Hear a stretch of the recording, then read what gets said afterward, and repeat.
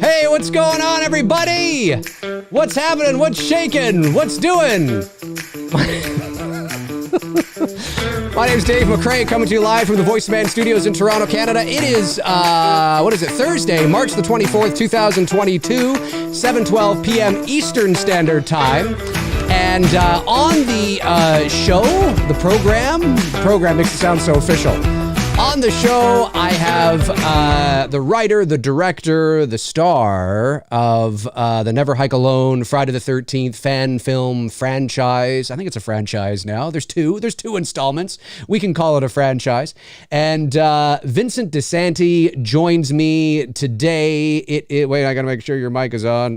There we go. Your mic is now on.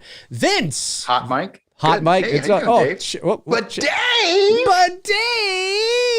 I would say I'm more like if the Friday the 13th franchise is a franchise, I'm a skin tag on that franchise.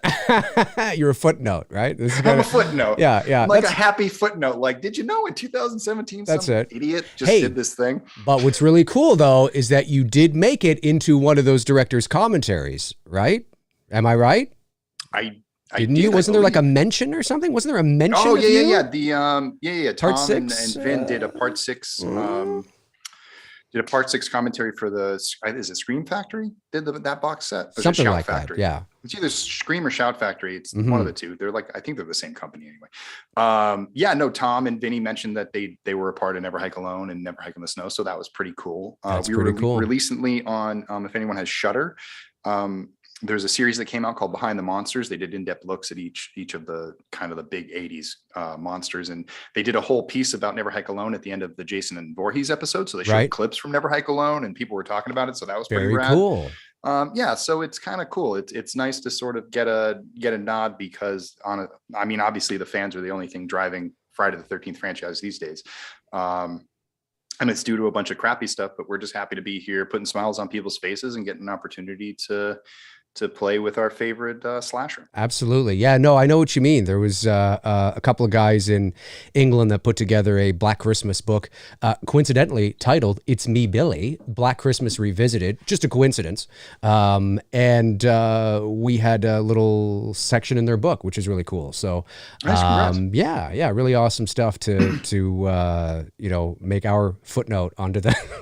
onto the I guess you call it a franchise. I don't know if Black Christmas is really a franchise. There's Black Christmas and then there's one film. It's not really a franchise movie. It's just one film that keeps getting remade. It's one film that keeps getting remade. It got remade once and then I don't know, a third time. I don't know. I still haven't even I don't even know if I made it out of the even watched it. It's so I gotta watch it years from now and be like, what was everyone so angry about? Yeah.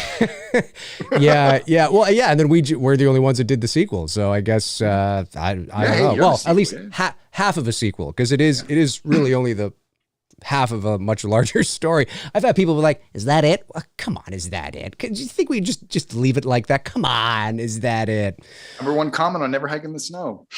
Yeah, see? So you know what I'm talking about. I know exactly what you're talking about. Yeah, as soon as that happened, I said, I know what's coming for Dave. Yeah, it is. It is. Coming. And what's funny is that, if this was a theatrical release, you think that people would be more, you'd watch the movie, you go, oh, well, clearly this is a cliffhanger. So clearly there's probably, now whether one gets made or not, who knows, but obviously there's intention here to probably continue. I had so many people go, well, that's it? I said, we wouldn't know.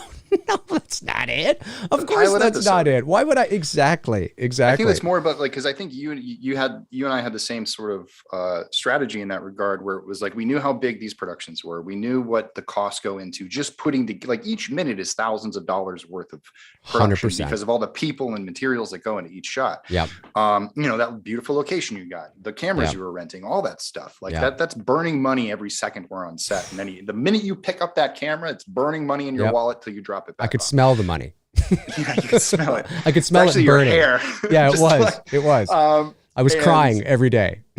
And so doing like the miniseries idea was like a great way to be like, oh man, if you could break this off into $50,000 chunks, that's an easier amount to raise, obviously. Right. And you know, still a lot, you know. What did you guys do 25, 30 to kick yours off? Where'd you guys land? No, we landed at 64,000. So yeah, so look, 64,000. You're looking at like for filmmakers like us working with the. I just realized I had your head cut off, so let me. No, it's okay. I was like, yeah, just give me a haircut. Yeah, the filmmaker in me's like, Vinny lost all his hair. That's not a good shot. I was like, I got to fix this shot.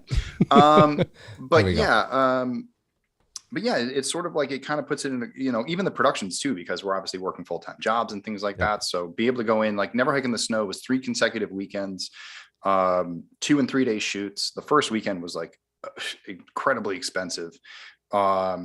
And you know, we looked at it like a pilot episode. Here's the end of episode 1. We're leaving you with the episode 1 cliffhanger. This is the kid in Stranger Things getting taken into the netherworld or the upside down. Right. And now you have to watch the rest of the series to figure out how they get him out of the upside down. And so, you know, it obviously didn't help that when we released Never Hike in the Snow, COVID happened, literally wrapped. And then a week later, I flew to Portland to go help Jason Rising and had to fly right back home because that's when the craziness started.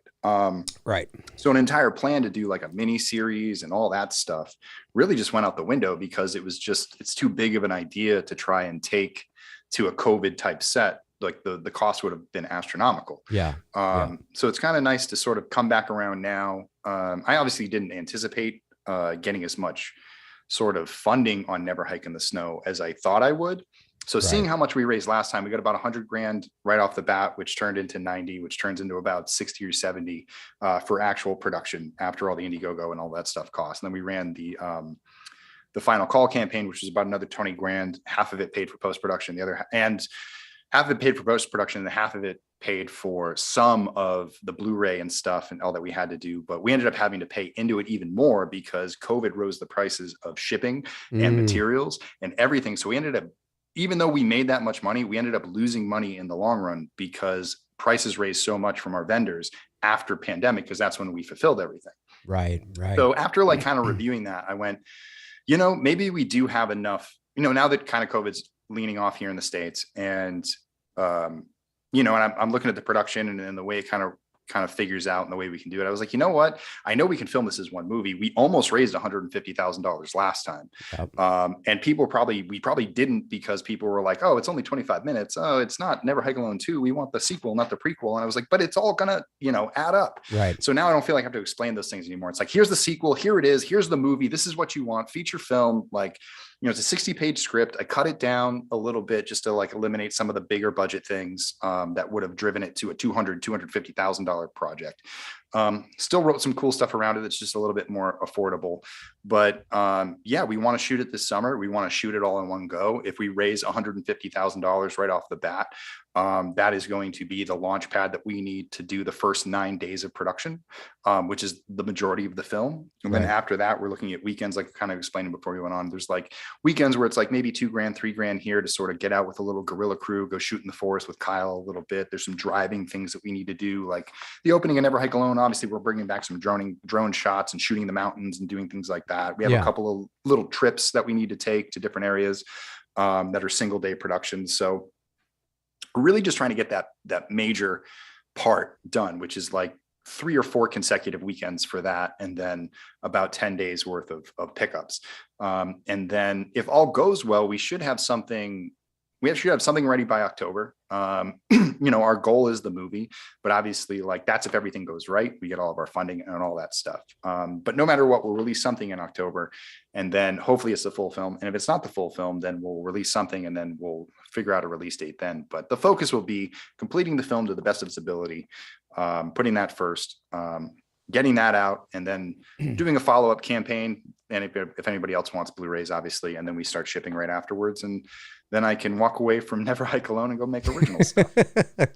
I put your link in the chat there. The Never Hike you. Alone to Indiegogo campaign link is in the chat. Vince, at any point in time throughout the chat, if you want to pop it in there, feel free to do so. Or if anybody has it on hand and wants to pop it in there, feel free to do so. Vince could use your help, obviously. The Indiegogo campaign for Never Hike Alone 2 is up. It's active. It's been active for about 10 days now or so, give or take. Yep. You're closing in on 50% of your budget, which is great. Yep. I think that's awesome. And one thing I wanted to touch on, because I think it's a valid sort of point that people understand, is that, first of all, Indiegogo takes, 5%, 10% right off the top? It comes out to around 9%. 9%. Because there's 4% per, there's a 4% surcharge. That they hold for a while, too. And then there's reserve funds. Right. So there's for every purchase, they take a certain percent, and then they take a percentage off the top. Right. I always calculate it as around 9 to 10% because it depends on sort of the perks and how it's structured and things like that. So they take about 10%. And then every time somebody makes a pledge, say they get a Blu-ray. Well, their Blu-ray, they buy a Blu-ray, the Blu-ray is $35, and then there's $5 for shipping. We use every cent of that $5 for shipping, and we probably use a little bit of that $35. So even though it shows that we just made $40, we actually probably made $30. Mm-hmm. Because there's also cost of producing the Blu-ray. There's also cost of getting the digital images made and all of that stuff. So there's a lot of things, getting the t-shirts printed, paying the artists to do the artwork, and print the posters and all the shipping and receiving and all the mailers and the tape and look, he's got props. He's got props, folks. Oh yeah. And and the labels, the do not bend stickers and all that stuff. It all adds up.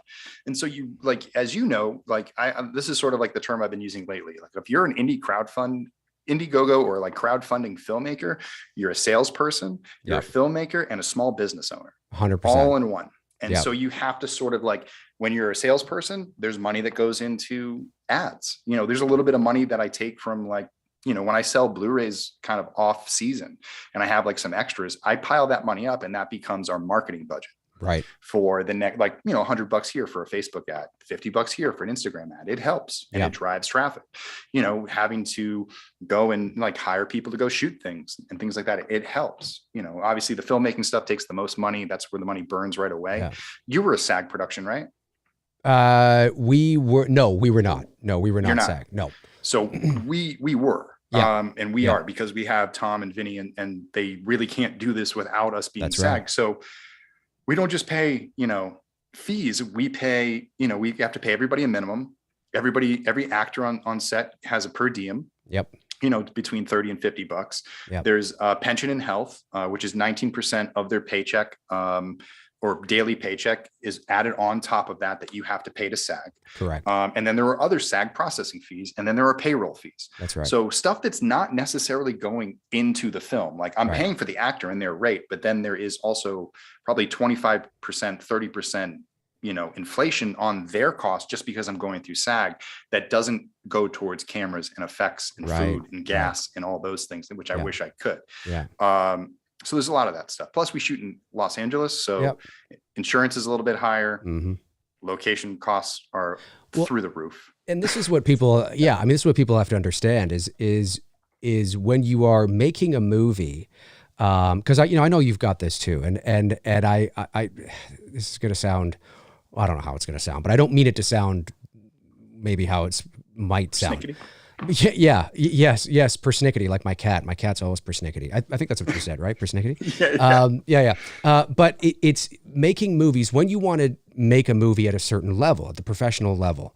And, that takes a lot of money. And there's a lot of things that you have to factor in, like, production insurance and locations and catering and feeding and, putting your cast and crew up together and dividing, meals up, because you got to figure out who's allergic to what and what they like or what they don't like and all this kind. It's a whole operation. You're making, I've often said that the films that you and I have made are fan films, yes, because we don't own the IPs, but you and I would have gone through the same process had this been an original production. Had this been called Billy Bob's, Hat, we would have gone through the same process of the same process to get to where we were. And because we wanted to bring real value to the fans of these properties, and that takes a lot of money. I mean, just the location that we rented for the week there, the house, was over 10 grand. I mean, that's just the location. That doesn't factor in feeding 20 people throughout the week and putting 20 people up throughout the week and the production insurance and the drone pilot and all these things. I know I'm not saying anything you don't know. It's more for the people in the chat to understand that when you see, a production like Never Hike Alone 2 asking for $150,000 US, which is about 190,000 Canadian. This is not, and also keep in mind that Vince isn't going to walk away with 150,000 in his pocket for the production. A lot of that, as you just said, has to go towards overhead and so things like the perks and the packaging and the Indiegogo fees, and by the time that's time too. That's exactly. Not only, that's only the money that's going to cost. It's also time out of my life. Those are weekends. Those are 100%. days for there's all that stuff. And it's funny because sometimes I'll see a comment because I've seen other fan films that are features that are made for $50,000 and $30,000. And all I have to say for that is like, yeah, they look like they're a feature that was made with $50,000. Right. And there's lots of things that like maybe everyone on set had fun, right. But as a filmmaker, I would be upset if my film turned out like that. Right. Right. Like it's fun for other people. It's all fun and games and everybody wants to play a part and people can buy roles and like we can all pretend like we're stuff, and that's fun and that's a community aspect. 100%. And I think that has its place. Yep. But there's a difference when we go like, no, we're gonna go shoot this like we would be trusted to shoot a professional production, and so we're gonna hold ourselves to that standards. Our walls will have art on them. Yeah. And design, not just like white cyc walls or like things that because you shot in your backyard, it might look like an old abandoned building, but it looks nothing like a camp. And like, they're great efforts and they're great ways to save money. And there's probably a lot of people just volunteering, but what you're getting for the price of volunteers and people buying roles and sort of you're undercutting the ultimate production value of what you and I are chasing, which is we want each frame to be as rich with production cost value. That's correct. As possible. When you look at on screen, it looks like, wow, there's money on screen. Right. And when I look at some of these, even $50,000, $60,000, $70,000 fan films that I think have come out in the last few years, like my biggest critique is like, I know they're shooting with RE cameras, but it doesn't look like it. Right. I know they're shooting with the best equipment, but they don't know how to light the scene. And they spent all this money on this, but like their set looks like it was, built by kids. And it's sort of, and then at that point where my critique comes in is, how are you presenting yourself? Are you presenting yourself like, hey, this is a fun time for everybody. We're just having fun. Come and join us. And this is great. Good. If that's the way you're presenting yourself, all the power to you. But if you're trying to tell people that you're a professional filmmaker and that this is what you show up with, then people who are professional filmmakers are going to tell you that it's obviously that you've never done this before. And we're all sort of embarrassed for you. Right. And obviously, honestly, I feel like sometimes it makes it harder for me to pitch people on us because maybe they didn't discover Never Hike Alone first. Maybe one of these other films that claimed that they were going to be the next big thing turns away a potential customer. Would if they have seen a Never Hike Alone or if they had seen a It's Me Billy, they would understand that fan films don't have to be what typical fan films are usually regarded as. And that's sort of the movement that Never Hike Alone started in 2017. Not that Star Wars and Star Trek fan films weren't really doing it, but in the horror genre, it was really hard to come by a fan film that was done with precision and professional quality. I would say the other biggest thing that is a big factor in Never Hike Alone being like maybe a $40,000-$50,000 production, and then you're talking about a Never Hike Alone 2 or even a Never Hike in the Snow, is Never Hike Alone had one actor for 45 minutes and me in a costume. So it cost me nothing because we were all volunteers. Never Hike Alone 2 had like 8 or 10 actors. A Never Hike in the Snow had 8 or 10 actors. Never Hike in the Snow, I'm looking at my cast list, I have 23 listed cast members. They all got to get paid through SAG. I can't not pay them. Like that's part of the thing. So every day, not that they're all going to be on set for 17 days, but like somebody's going to be on set for 11 days. I got 2 principals that are going to be on set for 10 and 6 days respectively, and they cost money. So that adds up. Those are 23 mouths to feed. And then there's also a crew of 25 people. So Never Hike Alone was mostly made with a crew of 7 people because it was me, Drew, a couple of camera people, you know, my producer holding a mic for sound. And we were fine because we could just go up to the camp and just be us for the weekend. And then we had a few $15,000, $20,000 weekends where we had 25 people to do stunts and effects. Well, every weekend is like 5 actors on set. We're at a big set. We have stunts and effects every single weekend. Never Hike Alone 2 is not Never Hike Alone where it's, you know, one guy wandering through a camp for 45 minutes of free footage at a free location.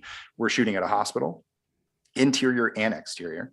You know, we got to shoot back up at the camp, which means that I'm housing my entire crew at a summer camp, sleeping on one side of it, shooting on the other for a weekend, going back up another weekend to go shoot stuff on a road with ambulance stunts and other things that have to happen. And then there are trips to Flagstaff for some of the stuff that we shoot at our camp out there. We're going to shoot part of the film in Portland.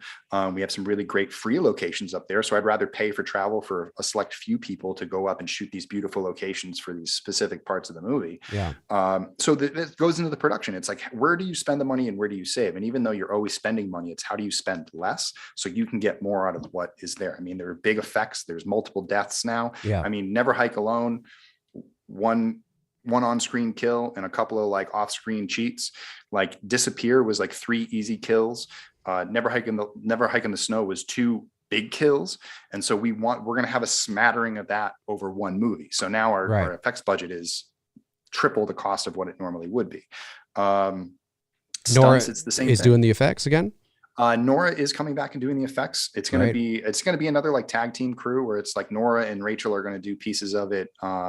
You know, I was talking to Cody Wilkins, who built a lot of our blood rigs for both movies. He actually helped build the exploding head in the first movie and the blood squirt tubes in Snow. Like that guy works on Halloween movies. Like he worked on Halloween 2018 and Kills and built blood rigs for Vincent Van Dyke. So you know, we're bringing back the professionals from there. You know, Tom Matthews is back, Vinny Guasafara, Andrew Lady, Anna Campbell from Never Hike in the Snow. I'm back as Jason along with Brian Forrest. We have there's got to be new. I know I've been watching your training montages. Yeah, I've been getting Rocky, baby, Rocky. Yeah, I've been doing, I'm on today was day 55. I've been working out like crazy to get back in Ghost Jason shape. The pandemic really took a number on me. So I was trying to get back so I could fit into the costume correctly and then bulk out, you know, over April and May where I'm just going to get yoked out. So I look big in the costume and we start smashing some people because this is going to be the fun part. Now we get to unleash Jason on the world. And yeah, there's the kills have been really fun to write. I've had to rewrite some of them because Texas Chainsaw stole 2 of them from me. Really? Yeah. You know, when he breaks the dude's forearm and he stabs him with the bone. Yes, that was a cool kill. I wrote that 2 years ago for Never Hike Alone 2. Fuck. And it was a great scene. He like snaps the bone, but he doesn't just stick it in his neck a bunch of times. He just sticks it in the victim's eye. Right. And so like the hand was out of the face like that. And they were like, oh, like that's awesome. I was like, oh, that's going to be great. But now everyone's going to think I'm ripping off Texas Chainsaw Massacre. So I had to rewrite that kill, which now I think I kind of one up to myself on that. Cause this, you know, it happens. You're like, fuck, for sure. Like, they took my idea, but then you go, oh, you know what? I got something better. And then there was another kind of small thing that was like, I don't think anyone would notice if we did it. But then when I saw it executed in Texas Chainsaw, I went, that is a little cheap. Let me come up with something a little bit more dramatic for this moment. And so it's sort of in the same beat. So it was kind of I just had to go back into that scene and rethink about it. But I got inspiration from other movies and sort of went into it. But yeah, it's been a journey, man. We're excited for it. Well, I mean, you know, it sounds why this is so cool too is, you know, again, for those of you that may not know, Vince is essentially, he has abandoned the idea of continuing the episodic installments, because obviously there was the long delay with COVID. Time is of the essence. You, as a filmmaker as well, also want to move on and do other things, I would imagine, too. You don't want your whole life to be, Never Hike Alone, as great as it is and as amazing as it's been. It might be different if you were being paid. But yeah, I mean, it'd be nice if the franchise was paying, but exactly. I feel like this is, I think some people see that I'm still doing this now. Like, people keep how do people forget that we were just literally handcuffed to our desks for 2 years? I know. I was supposed to be done already. Yeah, and yeah. I just believe in this idea that passionately. Just like with you, it's me, Billy. It's like you have such a fandom for something and you have such a care for a character, and you see it be misused for decades. And it's like, I just want to get this story out because it's flowing out of me. Yeah. And if I don't get it out of me, it gets in the way of other things. And it's just been sitting in the way of other things. And luckily I've been able to work around it and been better at that and coming up with original stuff. And I'm ready to tackle those things. Sure. But For I sure. told people and I told myself that I wanted to do this and this is what I was going for. Yeah. And so this is the shot I'm taking. And so we want to do this as a full feature. That means we got to raise all $150,000. There's if people want to feature right away, that's step one is the $150,000 that I'm going to get maybe 130 out of to start before I even start looking at what goes into the film and what goes into the crowdfunding stuff. Right. It's going to take a continued effort to raise maybe another 20 or 30 after we hit that goal over the course of in demand, or if I go backer kit, or if I go another avenue that way, that we're probably going to have to float somewhere near 200 to afford the post-production. Cause now I have to pay for post-production of a feature film. Right. My post-production costs before were for 25-minute pieces and then a 54-minute piece where I got a lot of favors on Never Hike Alone. I got a lot of free post on Never Hike Alone that I did not get on Never Hike in the Snow. Yeah. And I expect to not get on Never Hike Alone too, because it's twice as long and twice as complex. For sure. So studio time costs money, folks. Time costs money, frames cost money, the effects cost money. Yep. And I've shortchanged a few things over the years. It's been my goal to raise enough money so Ryan Perez Dapple can go out and get an orchestra to do the scores. Right. That we can do those Never Hike scores with a little bit fuller of an orchestra. We have a way to do it and it comes out great. But for this one, I really want to push fans to give us load our ammunition, get us fully yoked out. We should just be the muscles should be on muscles, Yes. like I'm SpongeBob or something. Yeah. Where I can just go out there and just destroy this movie and not have to worry about money and penny pinch and come away with fans are going to come away with something I cannot believe that, one, this is a fan film. Two, I can't believe my name is in the credits. Right. Or I can't believe that one of these characters is named after me. We've already got 3. Yeah. And it's and people are going to look back at this in 10 years when they make another Friday the 13th and the studio fucks it up. They're going to look back to this time and be like, man, maybe this really was the best we would ever get it. Maybe. Well, that's what I was going to say to people in the chat. I was going to say that what you have to understand is that what Vince is doing now is that he's taking what would have been the 3 extra episodic installments, right? And you are piecing them together as first, second, and third act of the feature film.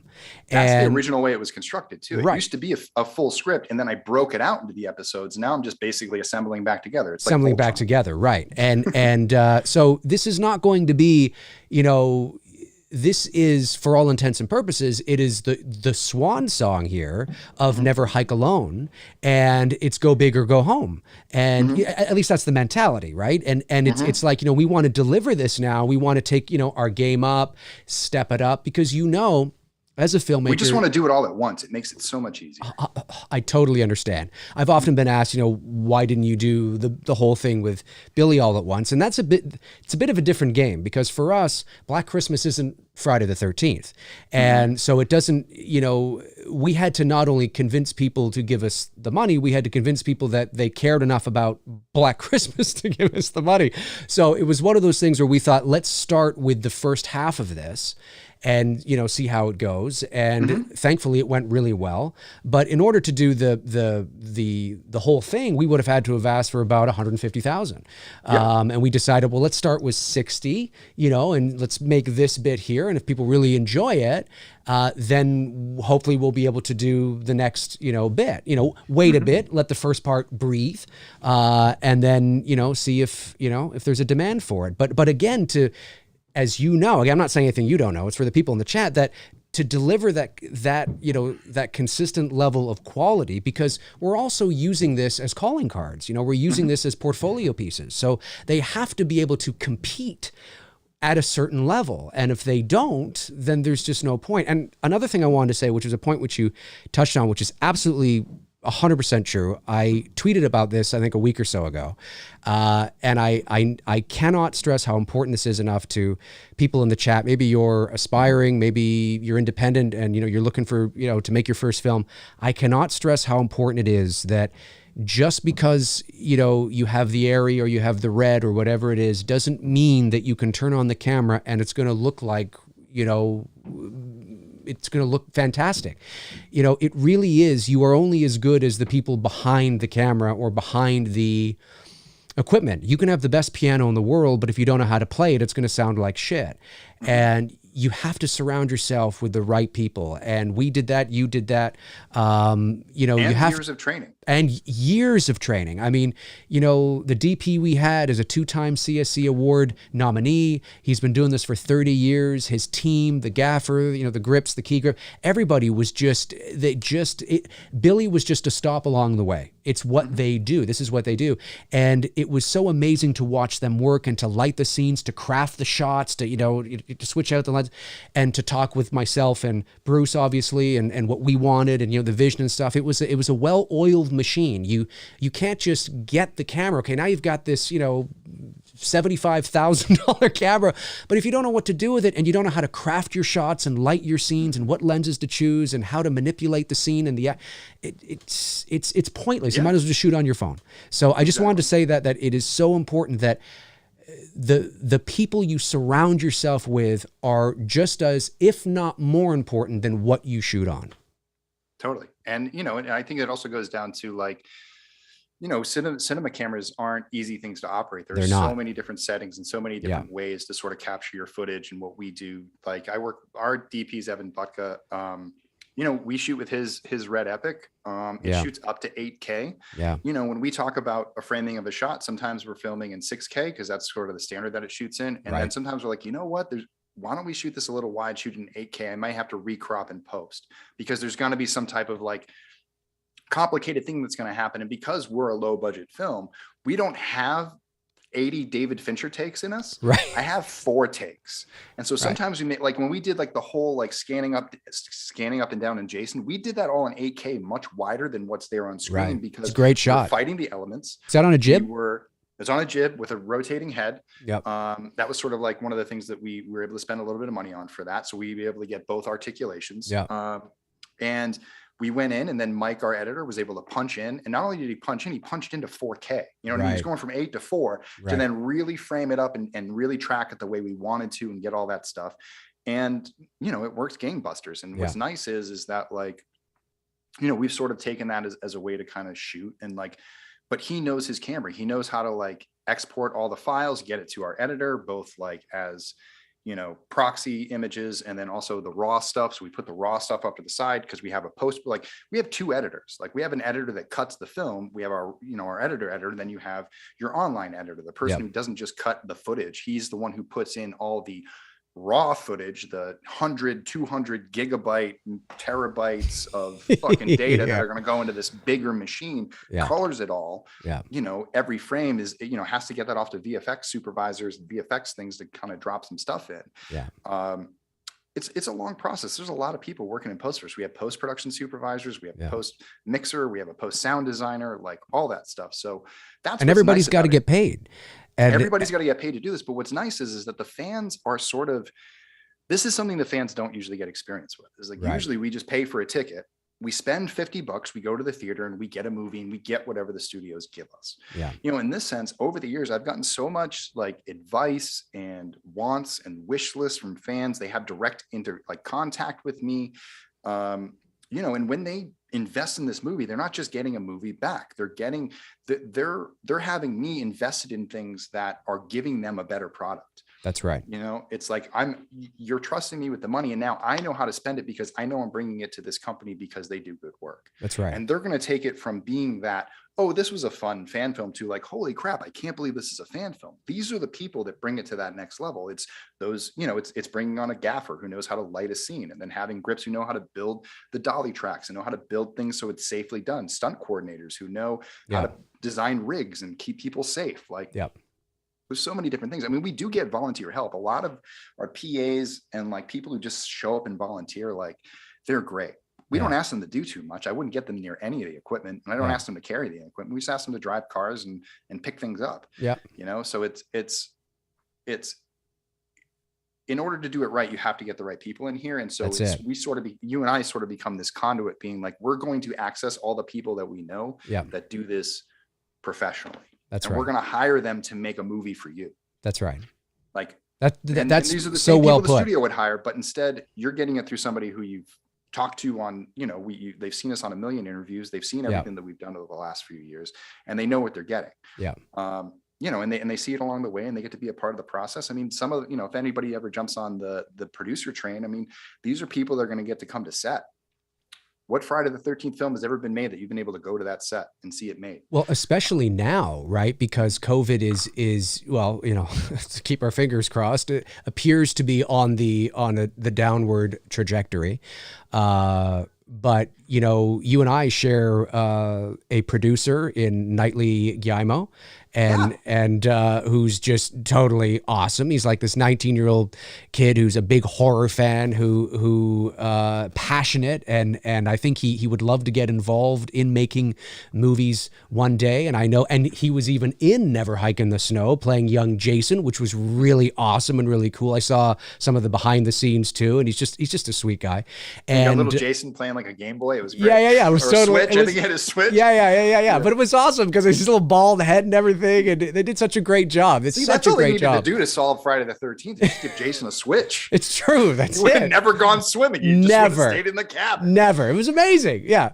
But what's cool is that he came on as an executive producer for Billy, and the plan was to get him to come to the set as well. And unfortunately, because of COVID, we had to have a closed set, and because of the borders and all that kind of stuff. So he was unable to come, but he does appear in the movie on the fireplace mantle. There's a picture of him in the movie on the fireplace. I was like, look at that guy. There he is. Who is that guy? Who is that guy there? Well, that is Nightly. And he also donated to Dylan's, I think, too, right? He did donate to Dylan's New Nightmare. I think he's a producer on Dylan's as well. I think so. And we did give trilogy. Him. I know. It's like, holy shit. We did give him about a 40. What was that? I think it was between 40 minutes to an hour Zoom set tour, I guess.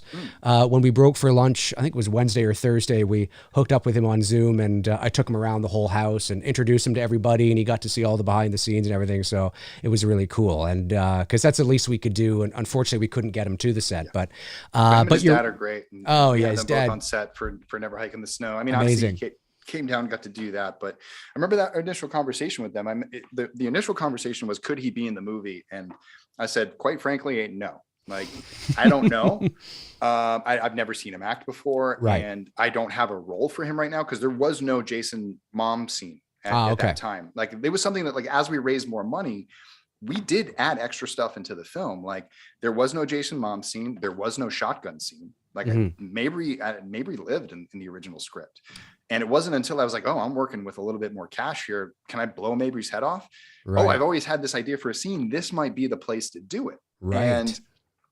And that's where that extra money went. That's where it went from a $50,000 production to about a $75 production. $75,000 production, because we then had to go build those things. Right. And now there were more scenes to shoot. There were extra days to go. I mean, I don't think anyone, when you shoot a day, like, you have so many script pages you can do in a day. And when you add things, You try to either squeeze that at the end of the day when nobody has any energy and you end up going to OT, or you have to do a whole nother day. That means everybody's daily rate gets tapped again. And that's right. another $5,000 in a day. That's right. That's another $7,000 in a day, depending if you have more people on set. Yeah. So those little things, like, you know, that's where it went. We spent for an extra day. We were able to spread it out. And I mean, for it being a pilot, for it being a 25-minute piece, like, I stand by it as a solid pilot. Like, that, it's great. Production value went through the roof compared to Never Hike Alone. We were able to shoot with one camera the whole time. We had all the professional stuff the entire time. Frame one to frame however many thousand, like, all looks great. Like, this is what we wanted to get our production level up to. That was the proof in the pudding for us, to be like, this is what we can do when we're funded. Now, in order to get that time, we have to double this funding in order to double the length of this movie. That's right. What's nice is I did, you know, write some stuff into Never Hike Alone 2, where not everything has to be, you know, a $10,000 to $30,000 day. It can be just me and my friends effing off in the weekend with, you know, maybe we rent one of the cars for the weekend. We just go do our drone stuff. That doesn't cost me anything. That's where I save money. Right. I mean, if I was working on a studio picture, I'd definitely be getting paid for that day, but it's me and I want it, and I'm going to go do it because me and my friends have a drone and we can shoot our own stuff. And I don't need 30 people out there to watch me fly a drone over the mountain so we can drive the ambulance up the hill. You know what I mean? It's like, it's stuff like that. So there will be cost saving measures that we can do, but, you know, I feel like people really have to, one of the things I'm trying to, like, instill in people is that, like, listen, if you've donated to the campaign already, that's great. Right. But we have to double our fan base. So you have to go find someone else too. That's the mission. It's like, not only do you donate and do you give your piece, you can go find 2 or 3 more people. You've just tripled your own donation. And you haven't had to give more money. All you've done is just made a recommendation. You've turned somebody on who's already a horror fan, who's looking for something like this and doesn't know about it, and saying, I don't know. And then you turn around and say, look, they made 2 other ones already that were friggin' great. Like, you don't want to miss out on this, because 10 years from now, you're going to wish you were a part of it. You're going to wish that that Blu-ray was sitting on your desk, the first edition that's going to be signed by me and Tom and everybody, and say, like, I got to touch a piece of Friday the 13th and be a part of it. Yeah. And one day this will be in Crystal Lake Memories when they do the addendum to it. I've already talked to the author about it. It's already been in documentaries and things like this. Is an historical movement of fan films that are happening right now. I don't know how much longer it's going to last. And I don't know how much longer it's going to be until the rights get settled and they make another Friday the 13th, and sort of the taste for fan films will die out and everybody will looking back at the theater. Or who knows, maybe we broke it. Maybe people are going to be more waiting for fan films than the theatrical stuff, because they just know to expect disappointment unless the right people are involved. But it would be so great if the studios could somehow harness fan films and use them to their advantage. I don't see what's stopping them from buying Never Hike Alone from us. Yeah, same. Honestly, like, I think my like the moon shot, the throwing it from full court shot to try to get it in the hoop. Yes. The Hail Mary is, we finish Never Hike Alone 2. We get those Blu-rays out. If the second home video campaign that we run after the film comes out does really, really well, we're going to take the proceeds from that. I'm going to rehire the post team, and we're going to take every piece of raw footage we've ever shot for Never Hike Alone and make a 2.5-hour Zack Snyder's Justice League. As long as it's not 4:3 in black and white. It's going to be in slow motion from start to finish. Right. So it's actually lots 8 hours. Music. It's 8 hours. Lots of just cut away, just a little, not needle drops. Yeah. Okay. But no, we'll do that. And then, like, we want to look into, like, because we keep getting the questions of, like, make a steel book, make a this, make a that, make a box set. And it's like, yeah, we'd love to, but we have to manage the cost of what that is. But if a home video production is paying for the cost of it, and we get that bidded, and we know what our invoice is going to be, we can supplement that to the fans and say, hey, it's going to cost this much to go back in, put all of our raw footage in an original timeline, recolor it all so it all matches one, you know, because there's 3 different films, they have 3 different color palettes. We need to sort of blend that all together now. There's 3 different scores, you know, there's 3 different sound mixes. That itself is quite an undertaking. It's an undertaking. So I'd like to pay some post people to be like, here's 6 years worth of work. Let's go redo it all. You know, it's going to be, we'll cut it. I mean, it's not like we're going to do drastic cuts. It's mostly going to be overcutting, but then it's, how do these 3 things fit together? Right. How can we boost those things up? And then, like what we did on the Ghost cut, where we had that opening where it's like the news footage and the camp footage and all that stuff.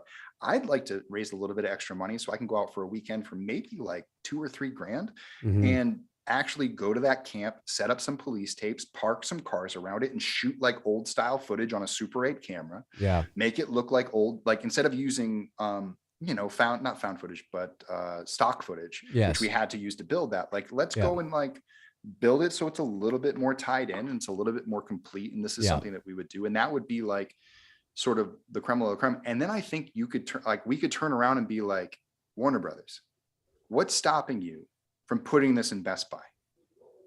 Fans are already buying it. Right. Like, and it doesn't even have a Friday the 13th label on it yet. Right. You put a Friday the 13th label on this, you will sell it. And it's been paid for by the fans already. And they'll pay for it again just because you brought it here. And that's how much we love this franchise. Like, I'll pay to get my own friggin' Blu-ray. That's how much I'm excited. Right. Like, I'd be the first one in line at Best Buy to be like, I can't believe it. Right. Like, of course. Taking photos of it on the shelf. Look what I got, Or you could just go in, put it on the shelf, take a photo of it on the shelf and go, see how it looks on the shelf? I should just start doing that, just dropping Blu-rays at Best Buy. I was going to do that with Billy as a joke, not leave it there, but I was going to put a couple of copies on the shelf. I think it was at Walmart or Best Buy or something. And I was just going to take a photo of it and post it to, social media, be like, what the hell's going on here? How did this happen? I went to Amoeba like maybe 2 months ago here in LA. It's a big like sort of resale store. Yeah. It's a great store. Cool. I found a Never Hike Alone. Get out. They were selling it for $50. For those of you that don't know, Amoeba has been around for years and years and years, although they just moved up to Hollywood Boulevard, I think, right? And they used to be on Sunset, and I love that store. And they sell, the reason why Vince was able to find his own movie there is because they sell used copies of films. That is really cool. I'm telling you right now, if I ever went to Amoeba and saw a used copy of It's Me, Billy, that's awesome. Yeah, I was like, what the fuck? I'm like looking around and I wanted to be like, you can get this for $20 if you email me. Right. Free shipping. Yeah. Like, and it's not used either. It's brand new. It's still wrapped. Like, exactly. They'll sign it. That's an awesome store, though. I love Amoeba. It's worth much, but yeah. So it's kind of a cool. Like, I think that like down the line there is a conversation to have, especially if I finish Never Hike Alone 2, all that stuff goes well, and then I go on and I make my original things. I got a couple of original shorts I want to do. I'm still doing Ghost Chicken this year. That's sort of like the that's right, Ghost Chicken. I forgot about Ghost Chicken. And then there's I got another short that I want to do, and then there's some features that I'm working on. And so, hey, maybe if I have a feature that kind of goes the way of an It Follows, or something that's small that kind of grows and people kind of know my name, maybe then all of a sudden they're like, hey, wait, you did that thing, right? Maybe we can capitalize off that now that you have worth in original world. There's other things. Like, I just want to make it available to everybody, because I totally believe in the story. It's not just like for me personally to be like, hey, I did it. It's more like, finally Jason get the story he deserved, and it can be official. What I like, be a part of the franchise. Right. What I like about what you're doing, and I think I've told you this before, but what I really like about, and of course, I'm not the quintessential Friday the 13th fan. I mean, maybe, I'm not the right litmus test, but what I do appreciate about what you've done with Never Hike Alone and Never Hike in the Snow is there is, dare I say it, there's a maturity to it. The not that you couldn't add some camp in there, but the overabundance of camp and cheese, just a little bit, but the overabundance of camp and cheese that you saw in the later Friday films is not there. And I think it's an interesting take. I've often said this on this channel that, when it comes to Halloween, right? Halloween is supposed to end this October. People have said, do you think they're going to reboot it? And I'm like, and what? I mean, why? I mean, to tell the same thing over again, you just did it last year. There's got to be, you have to keep the DNA there, which is what you've done, which is what I really appreciate with what you've done. You keep the DNA there, so it still feels Friday the 13th, and it sounds Friday the 13th, but it's been injected with this new flavor, but it doesn't take away from it looking and feeling like Friday the 13th. Obviously, yes, it is not lost on us that having, Tom Matthews and back and all that. Yeah, certainly that helps. But even if that wasn't there, because he wasn't in the movie until the end of the first film. And even through all out that first film, it's got that, yeah, I know you're shooting in the woods and you got Jason, whatever. So maybe, that helps, but it's just the DNA of the story and what you did with Never Hike in the Snow and searching for the missing hiker. And now everything comes together with Never Hike Alone 2. And, it's going to be bigger and badder and more kills and more blood. This is why people need to donate. Bigger, badder, kills, more blood. It's got the DNA there, but you're giving something that isn't just the same thing over and over again. Which, and the scope I of Never appreciate. Hike Alone 2 is really, really cool. I mean, the fact that we get to shoot in a hospital and we're going to open up that set, you know what I mean? Like that's a cinematic set that we get to shoot in, and we're not going to some the difference between shooting, the difference in our budget is like, we're going to get a chance to shoot at a hospital set that like looks real. Yeah. Like it's going to look like, it's not like a storage unit with a couple of things that make it look like a doctor's office. Like this is it looks like a working hospital, and it makes a big difference. It means we can light it right. It means that the spacing between everything is right. It means that we can shoot certain scenes right. You're going to get it. The world is going to open up. I mean, it started off in the woods, but Friday the 13th took place in town. It took place at the hospital. It took place in people's houses. Mostly it took place in people's houses and not at camp. Right. But we have a film that takes place at camp, at people's houses, and at a hospital. Yeah. So that's a pretty good, that's the locations in this one is one of the most expensive thing. Luckily, like we get some of it for, we're able to kind of package some of things and kind of save some stuff here and there, but people don't underestimate how much it's going to cost for cars. Now I have a bunch of characters who drive and need to drive in and out of scenes. Like we have an ambulance that drives around. We have Tommy who's driving around. We have cops driving around. We have a mom that's driving around. Luckily, her car is just our producer's car. It's the way to do it. I was like, I'm saving money. Like, Kyle, you got a nice blue Jeep. It pops. We're using that. Well, I mean, the cars in Billy that the girls were in, that was Bruce's car. And then the car that Agnes was in, that was just her car. And we're like, well, we'll just save money and just use your cars. We just swapped out the plates to make them look like they were from New York. Yeah, and I was so hell-bent on snow for like using like real stuff that like we ended up biting the bullet on like cost for that, because it's like it's so much to rent a car a day, but just to get it towed out to location is $1,500, and then to get it towed, it's like it's a lot.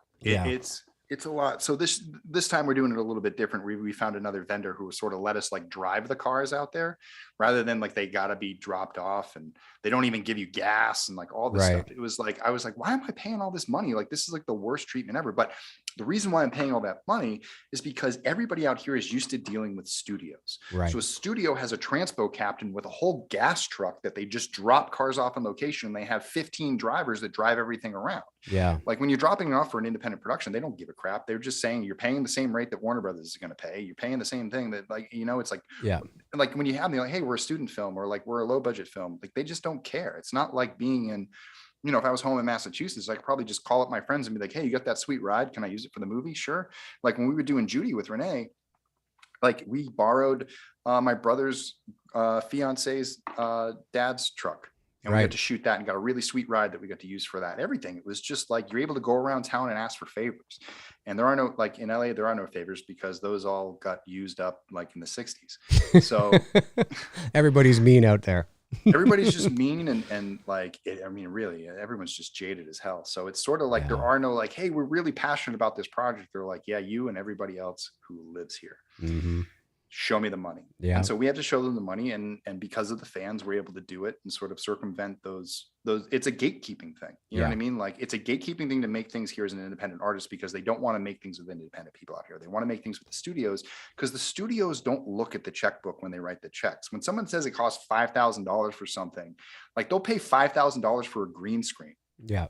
Like, and the guy bought it for $100 and he charged, like, I've talked to people who do this stuff. They're like, man, I buy all this equipment and I just write it on the cost, and the commercial people, they don't even look, they just approve.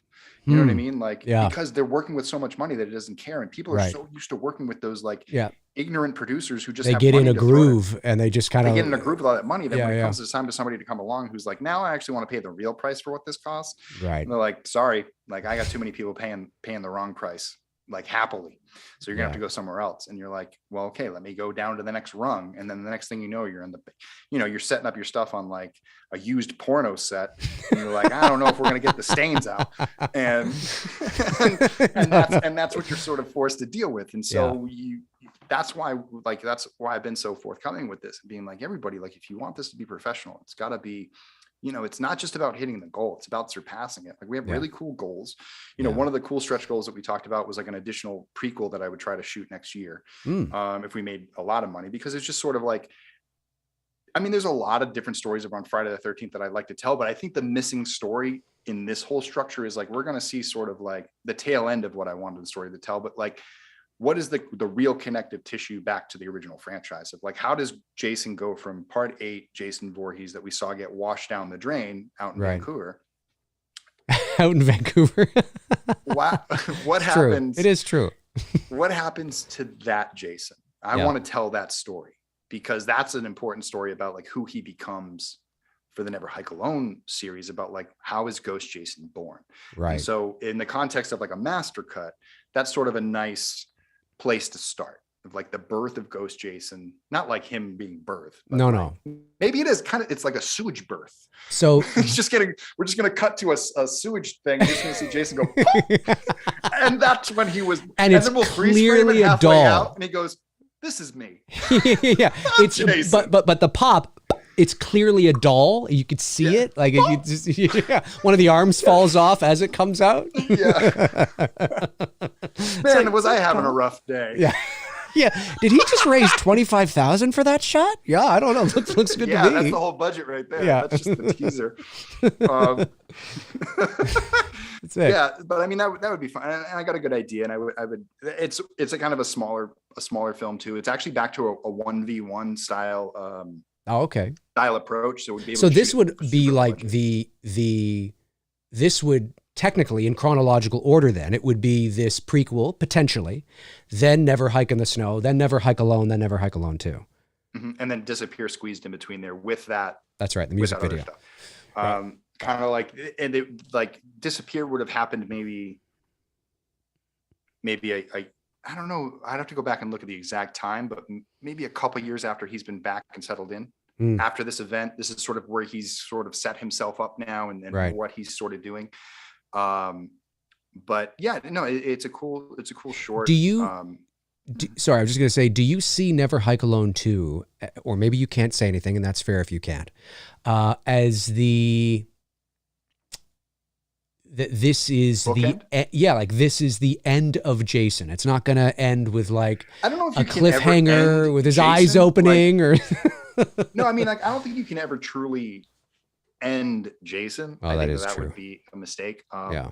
I think that you can do lots of different things to him. Right. But I feel like this will feel like, if this was the last one, a satisfying conclusion where you feel like every single party, of even Jason to a certain degree, has sort of got what they want. Right. Got what they were really looking for. And I got you. I think I've been setting it up as we go. I mean, like, Jason isn't so much like the Jason that we've seen him in the Paramount films. He's not necessarily like ready to go kill people all the time. Like, it's taken him a little bit to get going in these movies. Like, he's been sort of reluctant. He's been more of a stalker and more of like a watcher. He's 75. He's 75 years old. He's stumbling around. I mean, him and Leatherface, like, they're just trying to make it work. But like, the more angry he gets, the more he sort of gets there. But there's also sort of like, it kind of set it up in Disappear, where it's sort of this sort of starting to question his own existence type thing. It's like, I've been doing this for so long, but like, how long am I really going to have to do this? Like, right. He's all enthusiastic when he signed up to like crawl out of his watery grave. But now that he's like 40 years on the job, he's like, what the fuck, man? Yeah. It's been a while. How many people do I got to kill to get this revenge? Like, what is this revenge feel fulfilled? I was just going to say, there's a moment it's like, what am I doing here? What is this? I don't get it. Dark Side in fucking Justice League. It's like, you must conquer 5 million worlds before you can come home. It's true. It's true. Yeah. Steppenwolf's just like, 5 million. 5 million? Holy shit. This is never gonna end. You see him like, I'm never coming home. Yeah, you see him killing people in your film, like, just not really enthusiastically, He's just, I mean, that's sort of the end of Disappear. You see him, he's got his 3 victims. It's all great. And he finally sort of like, after all these movies, wins, and he's like, what now? Oh, well. I guess I'll just sit here. I guess I'll wait. I'll for the sit next here movie with the sunlight cascading on my shoulders. Yeah, just oh fuck. You know what I mean? Like, Yeah. like this is really it, huh? Yeah. This Well, is making it. this is it. This is it. Yeah, because we don't know what he's this thinking. is the feeling, but like, you know, at the same time, like he's got a score to settle. I think that like the one thing that Jason is most pissed about is that he's sort of found peace. Right. You know, with his existence before Never Hike Alone, before before Kyle MacLeod comes along, before Mark Hill comes along. Like Mark Hill was sort of like, he was like the warning shot for Jason. Like he should have learned his lesson then, that like he really should just stay away from everybody. And just like, if he wants this peace, like this is the way to maintain peace. And he enacts this revenge on Mark for capturing him on camera and starts a thing where Tommy almost gets him. If it wasn't for Rick, Tommy would have walked in there and put a gun to the back of his head and blew it off. Yeah. And, you know, maybe Jason would have done something about it. Maybe he wouldn't. Who knows what sort of trance he was in? I mean, I guess I know, but like, you know, at that point where like, if Tommy was ever going to have a chance of just a clean, open shot on Jason, it was that time. Right. But instead of Tommy taking that shot, it was Mabry, and Mabry is treating him like any other, you know, person that he's going to arrest. I mean, like, unlike most cops, he's not just going to shoot him in the back. That's right. He's just going to, he's actually going to try to arrest him and arrest him lawfully. And I thought that that was the biggest joke of Never Hike in the Snow, was that like, look at this fucking idiot trying to arrest Jason. I know. Like, this is going to be great. Yeah. This is going to go well. This will go well after he tells his parents, hey, kiss my little son goodbye for me. That's right. That's right. I know. I just love it. People are like, yep, he's dead. Yep. He's gone. He's gone. gone. Sort of like, that was sort of like a wake up call for Jason. You know what I mean? And then like when Never Hike Alone comes along, Jason's really being cautious. Like he's not attacking Kyle right away, because what if he does run away? Yeah. You know, what if he does get away like Mark did? Then the whole gig is up. Right. And they know, then they find me. And then like, so that was sort of like what we've been building up. And what the end of Never Hike Alone is this moment where like the gig is up. Yeah. Jason has made this choice where he's like, all right, I guess I got to follow this ambulance into town and murder everybody. Right. Because they fucking ruined my secret. I'm caught on camera. There's 2 witnesses. There's dead bodies. Like there's no way I'm getting out of this one. Yeah. You know? So he's like, fuck it. Kamikaze time. That's it. That's it. Like, it goes in. They haven't killed me before. Let them try now. Yeah. Good luck. And so it's sort of this like, I dare you to type thing. Like it's been so like sometimes, and you probably know this too, it's like sometimes you want to get to something. Like obviously we want to get to badass Jason doing all the badass things, but sometimes it's just nice to slow burn it and build it up and unleash it. And this is what I've been trying to build towards, is like now I get to play this thing because now we've earned it. Right. You know what I mean? Now it feels earned, and it's that much more satisfactory when it happens. That's been this build for Never Hike Alone too. It's this satisfaction, like we've been getting pieces, we've been going on, there's been cliffhangers, and now this is the bookend. This is no more like, huh, guess what? There's another one, and here comes the crowdfund. It's no, at this one, we can cut it off and say, you know, all of these characters got an emotional fulfillment. There's been, if you put a cap on this, you could say that like this would be a good end of the series. And if there was an extension of the series to happen, of course I've written in my ways that I could pull some things together and make things happen. And obviously, like there's a lot of stories to look backwards on, like this prequel and other things that have happened, like a Pamela story or early Jason stuff. Like there's other things to explore. It's just, I don't have that. Those stories are things I can tell anytime. Like right now I have Tom Matthews now. I have Vinny Guastafaro now.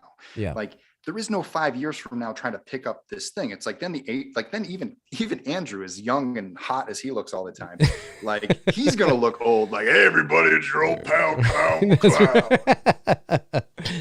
30 years later, be back here on YouTube telling your kids how to hike. You know, like. And then Freddie. and then what am I going to do? Keep waiting, like to make something original too? It's like it's the same thing. It's the pandemic has just been like the biggest like pain in the ass, I think, for everybody. And obviously people have had a lot worse than I have. I braved it pretty well. I've had a couple projects delayed, but at the end of it all, I have my health, I have my family, and I still can make this project. But this is how passionate I am about it. I'm just like, I just want to tell this story. I mean, that's the biggest thing. It's like people, I always read the comments, oh, they're going to get sued or he's making money and blah, blah, blah. It's like, it has nothing to do with any of that stuff, guys. Yeah. It's like, it just has to do with the fact that I've had this movie burning a hole in my brain for 6 years. Like ever since I finished Never Hike Alone 1 and I signed Tom Matthews, and I was talking with Tom about how we could how we could, like, I had ideas how to extend it with Tom even before Tom signed. Right. Never mind after he signed. Like, my brain's been going this long, being like, I can't wait to show people this. If they like that, they're gonna love this. Yeah. You know, and like even me as a fan, when I watched Never Hike Alone, like making it, I was like, this isn't quite the Friday the 13th movie I've always wanted to make, but I think it's a pretty good effort. Like, imagine if I got to make the Friday the 13th I really wanted to make. Yeah. Not to say that doesn't come with like the irony of like, well, that's the one that sucks. But like, but I just know deep down that like, I feel the same way about this that I did about Never Hike Alone. It's, for me, it's just like, it's everything that I've looked for in a Friday the 13th. And if anyone's a Friday the 13th fan like I am, I feel like we're going to be on the same page. If we've been on the same page so far, it's going to be great. If we haven't been on the same page, you actually might like this one a lot better because it's starting to give you the things that you want to see. I'm not going to have everybody run around with their top off, just running around being a slut for no reason. Like, I'm not going to. I think you've lost half the chat room now.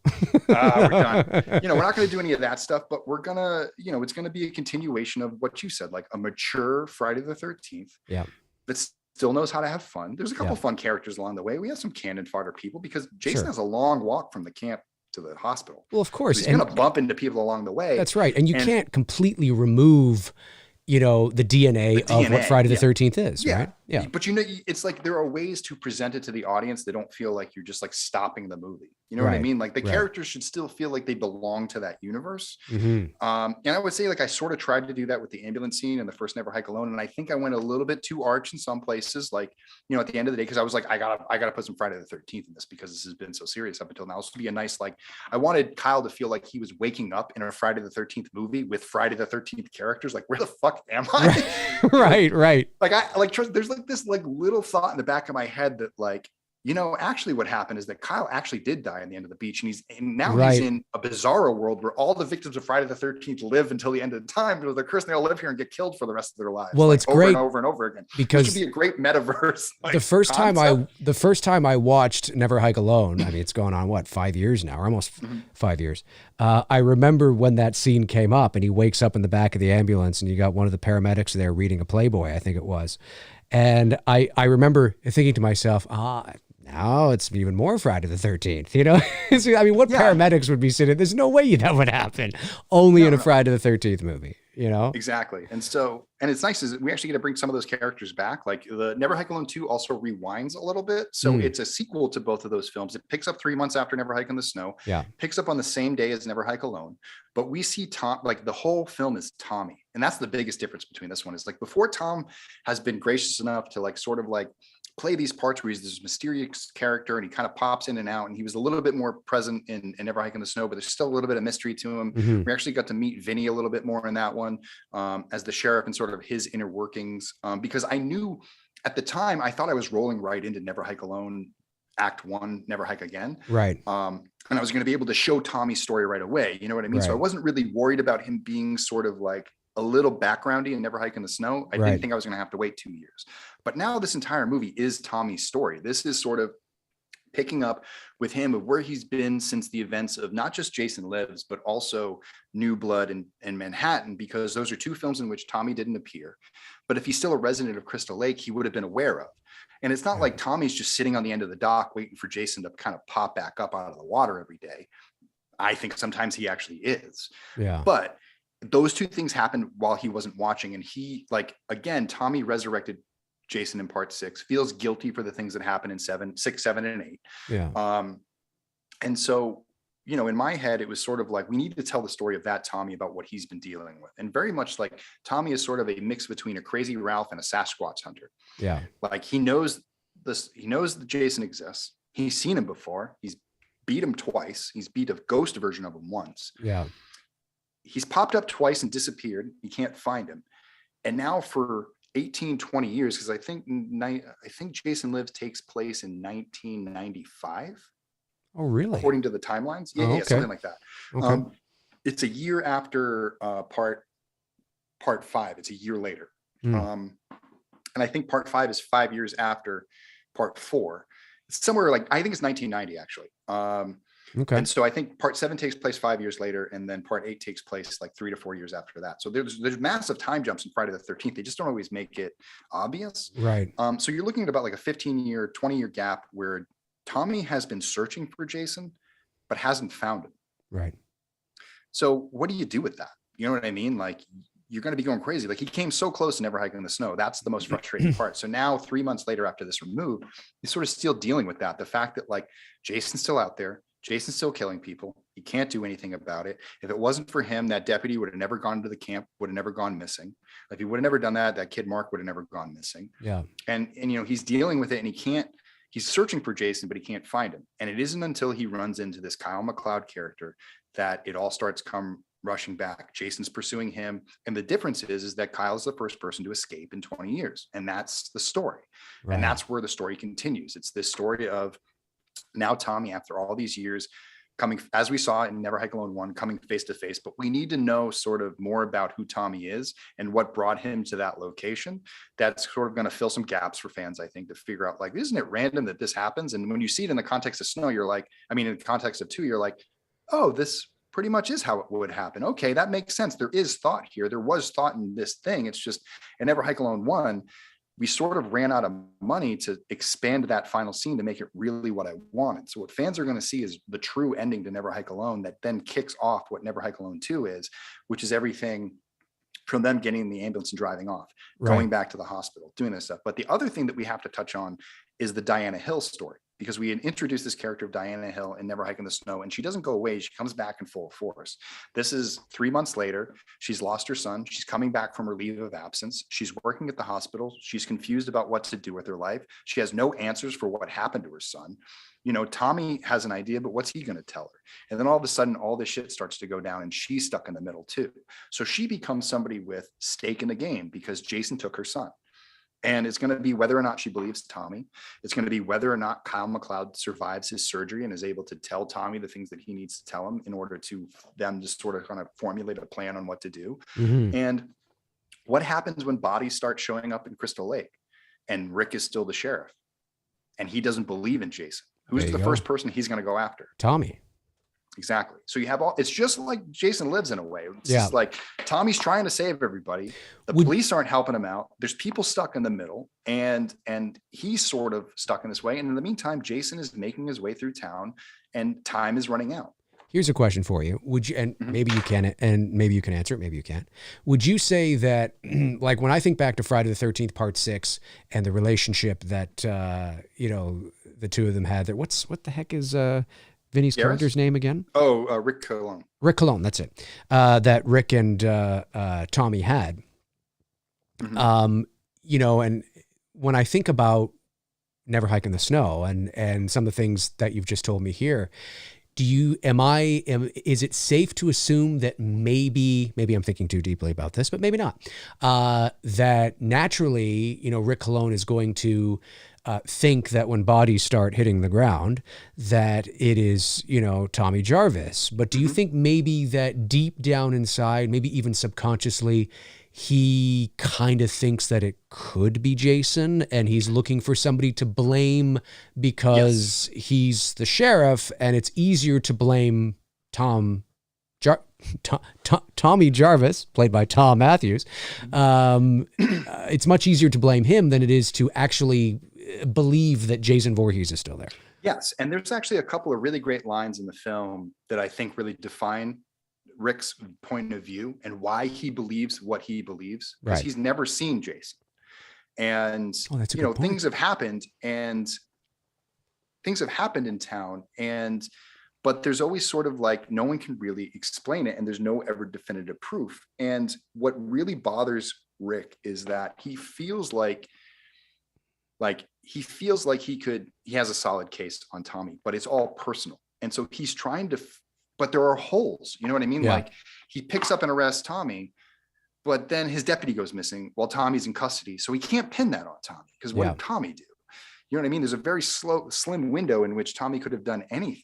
Right. And, you know, and so it sort of becomes this sort of, Rick knows there are holes in his case, but he doesn't want to admit it just yet. And and so that's kind of going to become Rick's arc, is will he sort of like come to his senses in time, or is he just going to continue to become an impediment the entire film? Right. You know, how is his and Tommy's relationship going to resolve? How is his story going to resolve in all of this? You know, I think that, like, do they all survive or do they all die? Yeah, I mean, Ooh. maybe Jason kills everybody in town, and we just end the movie with him, sitting on a throne in the middle of town, and he's the That's sheriff, it. and he just But like puts a little Vince. star on, and he's just sitting there Oh, like, maybe that would um, be if you listen. I mean, if it was in the budget and you had time to shoot that, just the fuck, that fake would be ending. funny. Just that I would could be get my so own Joker funny. scene. Yeah. My own. Oh, I'll release that God. 5 minutes later. That'd be funny. So yeah, so there's, I mean, that's all been thought of. You know what I Mm, mean? Like all of that's in there, is sort of there. And, to answer a question that I get a lot is like, how did Tommy got arrested for trespassing? right. They have no proof. Right. They have nothing on him. They're going to write him a fine. Rick's just a dick. Yeah. That's who he is. He Yeah. arrested him for trespassing and maybe assaulting an officer, or, Yeah. Tommy's just going to pay a fine. Yeah. You know what I mean? Like there's nothing out there that can really do it. And because, it's the other thing goes like Tommy becomes a footnote in everything, because all of a sudden a deputy went missing. Yeah. And whatever Rick's personal vendetta is, the minute like somebody like an attorney general or somebody, a bigger sort of like law enforcement branch shows up to investigate the disappearance of a deputy, they're going to look at the case that's surrounding Tommy and be like, release him. This is a waste of time. Yeah. Because they don't have a personal vendetta in it. And so they got to go find things. But then when nobody finds anything, it just becomes easier to sweep it under the rug and call somebody missing for an accident versus, well, there's a supernatural ghost that lives in a camp out there that takes people and hides them, but we can't find them. So And we're just going to blame Tommy. totally believable because, as you know, I mean, people, as everybody knows, I mean, how many times have we heard stories about hikers and people and families even that go off into the woods or go off into the mountains or go for a hike and they're never found again. People go missing all the time, sadly. So it's totally believable that the cops would have that kind of reaction for sure. Yeah. In fact, if anybody who's ever seen Wolf Creek, that's how it opens. Yeah. It opens with that Wolf message. Creek said. In fact, when I was writing the first version of Never Hike Alone, I had that as my opening in Never Hike Alone. And then I watched Wolf Creek and I went, select all, delete. Damn it. I was like, shit. That's a good like movie. Wolf Creek's pretty good. So it's definitely like it's built on that. And that's what Never Hike Alone was sort of built around. And now this is sort of like, it's in the title. I think what's cool is that we put enough thought into it at the front of it, that all of this is stuff that was like in the background and not said in film in the first movie, but it was constructed around it. And now I want to show everybody the world that's been constructed around the world that allowed this to happen. Yeah. And how this fits in and how it actually fits is a really nice piece. That was the discovery I made along the way, was that I didn't just do this because it became popular and I just wanted to make more. Like that would be a waste of my time. Like I saw a puzzle piece that fit so well with what I was looking for in a Friday the 13th that I couldn't get out of the studios. And I said, I gotta make this. Yeah. This is the story people gotta see about Jason. I bumped into Ryan Turk from Blumhouse the other night on, we both in downtown LA going to see X, which was great, by the way. And it's nice because I've heard good things. He just came home from finishing Kills in South Carolina, and we were sort of talking, and I was like, he's like, oh, I saw you doing the last Never Hike. And we had talked about it many years ago about sort of like how far do I take this and blah, blah, blah. And like, I kind of had to like, not eat crow, but be in front of him, like, here I am 6 years later, still doing it. But I was like, but it was different. I felt different about it now because I just feel so confident about like, yeah, man, it's time to, I was like, it's time to end it. I'm ready to finish the story and I'm excited about it. And he says, well, good, because no one else is doing it, and you're doing it better than a lot of the people could. So he's like, we're all rooting for you. So it's nice. I've been on set of American Horror Story where the effects department has seen me wearing a Never Hike Alone shirt and go, hey, we loved that movie. Did you work on it? Yeah. I said, well, yeah, kind of. And it's nice because you're like, wait, you're the effects department on like one of the biggest horror shows on TV, and you know about my movie. And they're like, yeah, we're friends with Nora, and like, and that's how that's what people need to understand, is like, this is who we are. Like, we're the people who work on American Horror Stories. We're the people who work on these shows. Like, we're all friends. Like, we're all friends as filmmakers, but we also work on the big shows. We're just not the names, That's right. You know what I mean? But we all do the work. Yeah. We still do the work. We just don't get the credit yet. And so these fan films allow us to show our skill. Right. It's the old spec. Like, this is the new version of the spec script. And I think you'll appreciate this. It's like, a lot of people say like, well, you got to make an original film. I'm like, oh, you want me to make an original story all on my own dime, so then I can release that, and then you can claim that I'm a great director, and then you can hire me to remake something else. Right. Eventually. Why don't you Right. just test me on my remake skills now? Because Right. you're just going to have me remake something, or you're going to have me work with a property that exists, or you're going to have me rewrite something for a new RoboCop movie, or you're going to make Right. a new this or a new that, or I got to do this offshoot Godzilla creature that, you know, we're going to go do Gamera film. You know what I mean? Like, you're going to have me do something that exists anyway. So test my skill on how I can work with IP. And then in the meantime, I'll make some original stuff that you release on IFC and no one ever sees anyway. That's right. Yeah. So, because you're only bringing the big stuff to the theater that has built-in audiences. Yeah, that's right. Let's not make, you know, and I'll go make my $250,000 film for Shudder and be happy. Yeah. You know, it's fine. No, they're great portfolio pieces. I mean, like, you know, we've said, I mean, it's that's why, again, you know, you want to take it to a certain level, but to do that costs a lot of money. And, you know, I've had people and, you know, I appreciate it too. You know, when are we going to get a Billy 2, or, you know, why don't you do this, or why don't you do that? And patience, people, I think is the most important thing. But to understand, again, as it relates right now to Vince's campaign, is that, you know, movies, when you are, I know I've said it before, but it bears repeating because it's very important, because I think I think most people are starting to get it now, but I think there are still a certain section of the audience, and sometimes no fault of their own. I mean, not everybody works in the business, not everybody understands how it works, and they just kind of have a very basic surface level view of the industry, and that's fine, and that's fair. That doesn't mean they're dumb or, you know, whatever. It is what it is.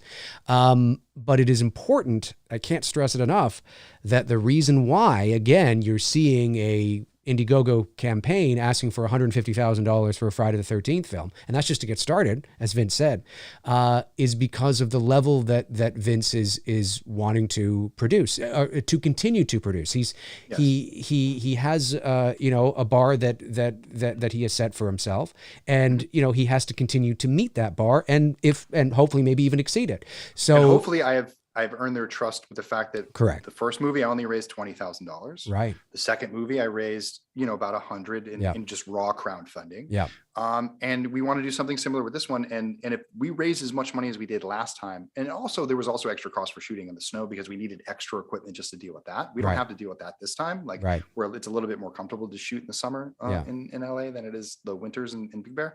But you know, that we got a track record now. That's you know right. what I mean? Like, That's I'm only asking because, like, I didn't come out and say, hey, I need $200,000. I've never made a film before. That's right. You know, I'm not getting $650,000 to make my directorial debut.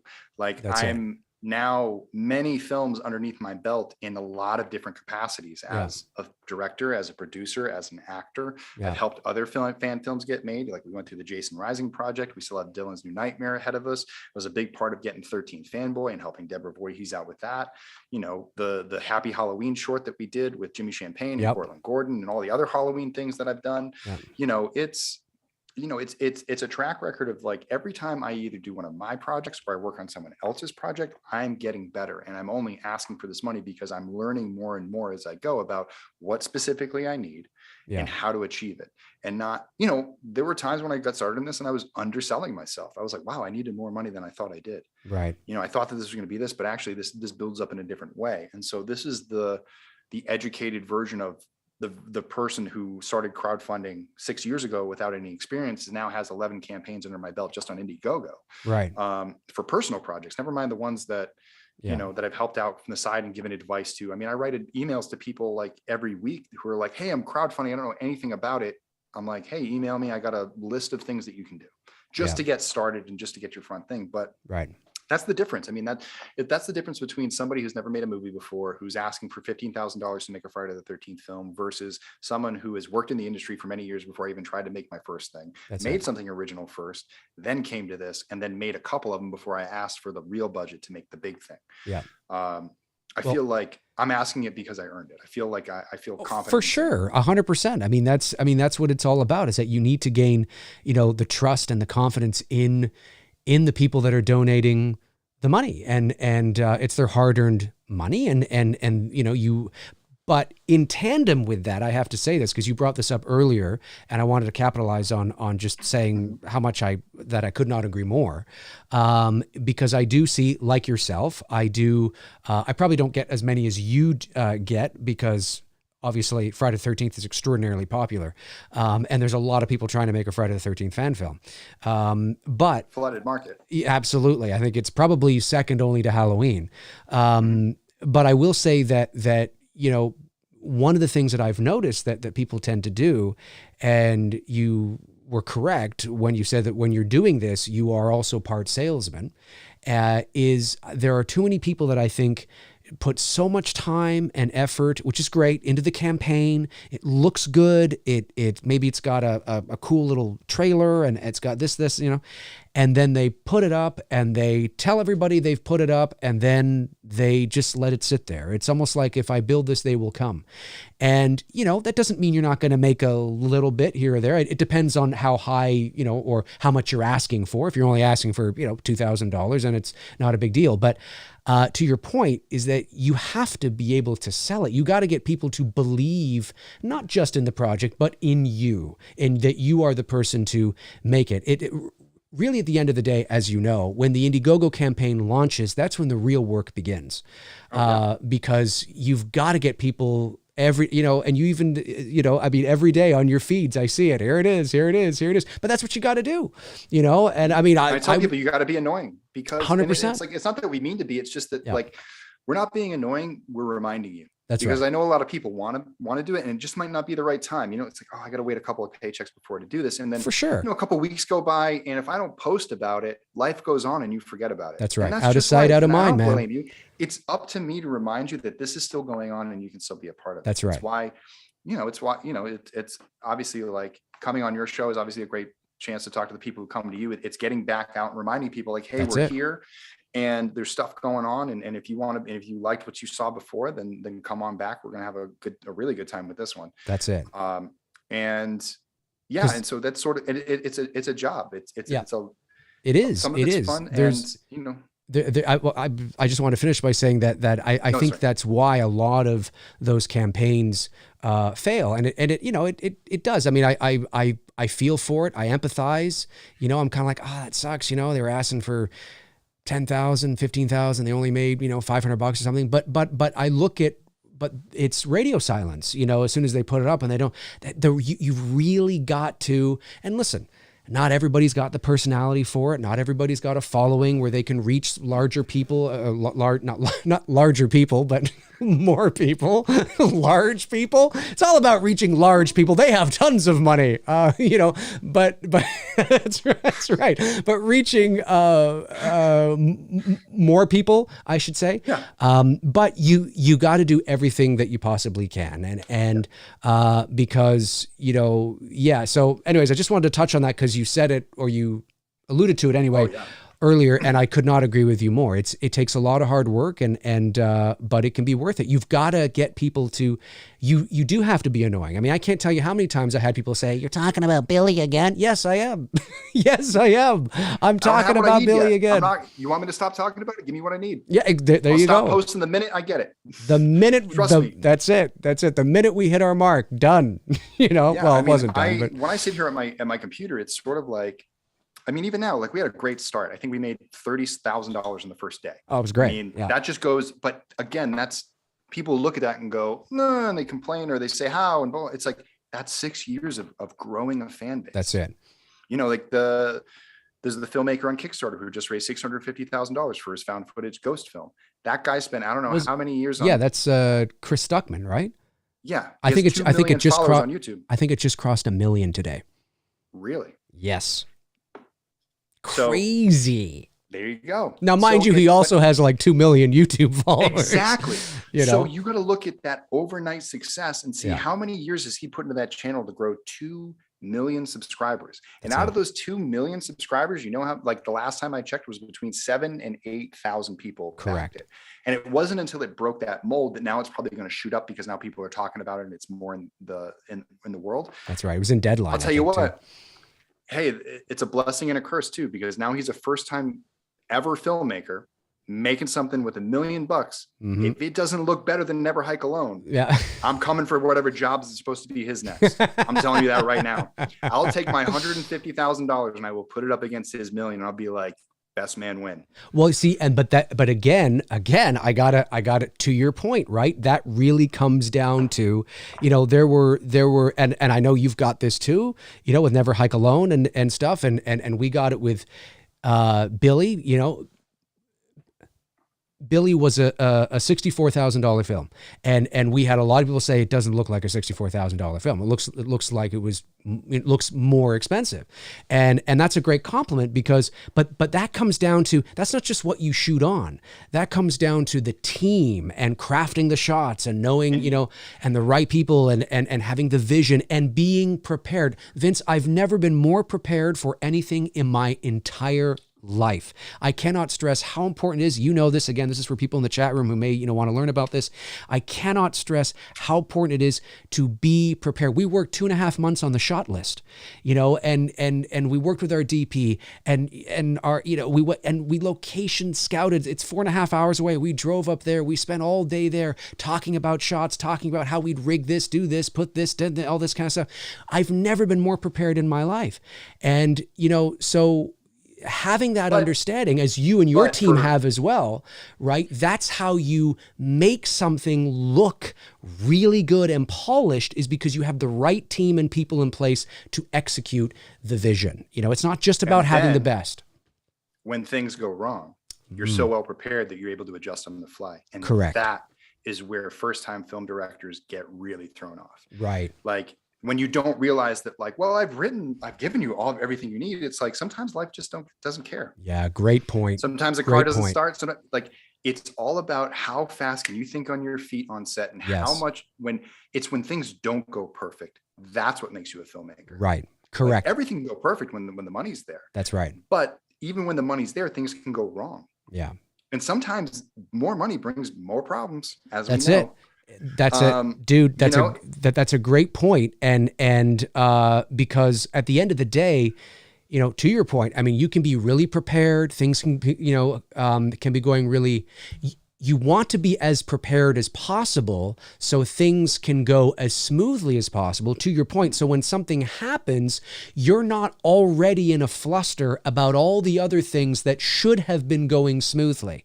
So when a real issue comes up, you're already, your hair's moving out to the next thing. Yeah. Exactly. So you need to be as prepared as possible. But again, the reason why our films look the way they do is, yes, we shot on cinematic camera, sure, but it's the teams in place and crafting the shots, and really working with the script and the actors and taking your time and being prepared and working with people that are professional filmmakers. And that's really, at the end of the day, why they look the way they do. So you're right. If I would imagine with $1 million, he's going to be able to get some good people in place, but if it but at the same time, it's at that point, it's, are you a leader? When you're on a set that's big, you have to be a leader, because those crews will eat a first-time director alive, because they don't want to hear decisions. And the last thing they want to hear is, well, what do you think? Yeah. They don't want to hear somebody who's like, all right, here's what we're doing. We're going to do this, this, and this, and this. And I feel confident in that. I'll go do it. And I'll see you in a little bit. I'm going to go back to my trailer and cry. Yeah. Yeah. Dude, again, no, it's true. And again, you want to be, there's that saying, happy wife, happy life, that should translate over to, happy crew, happy film shoot.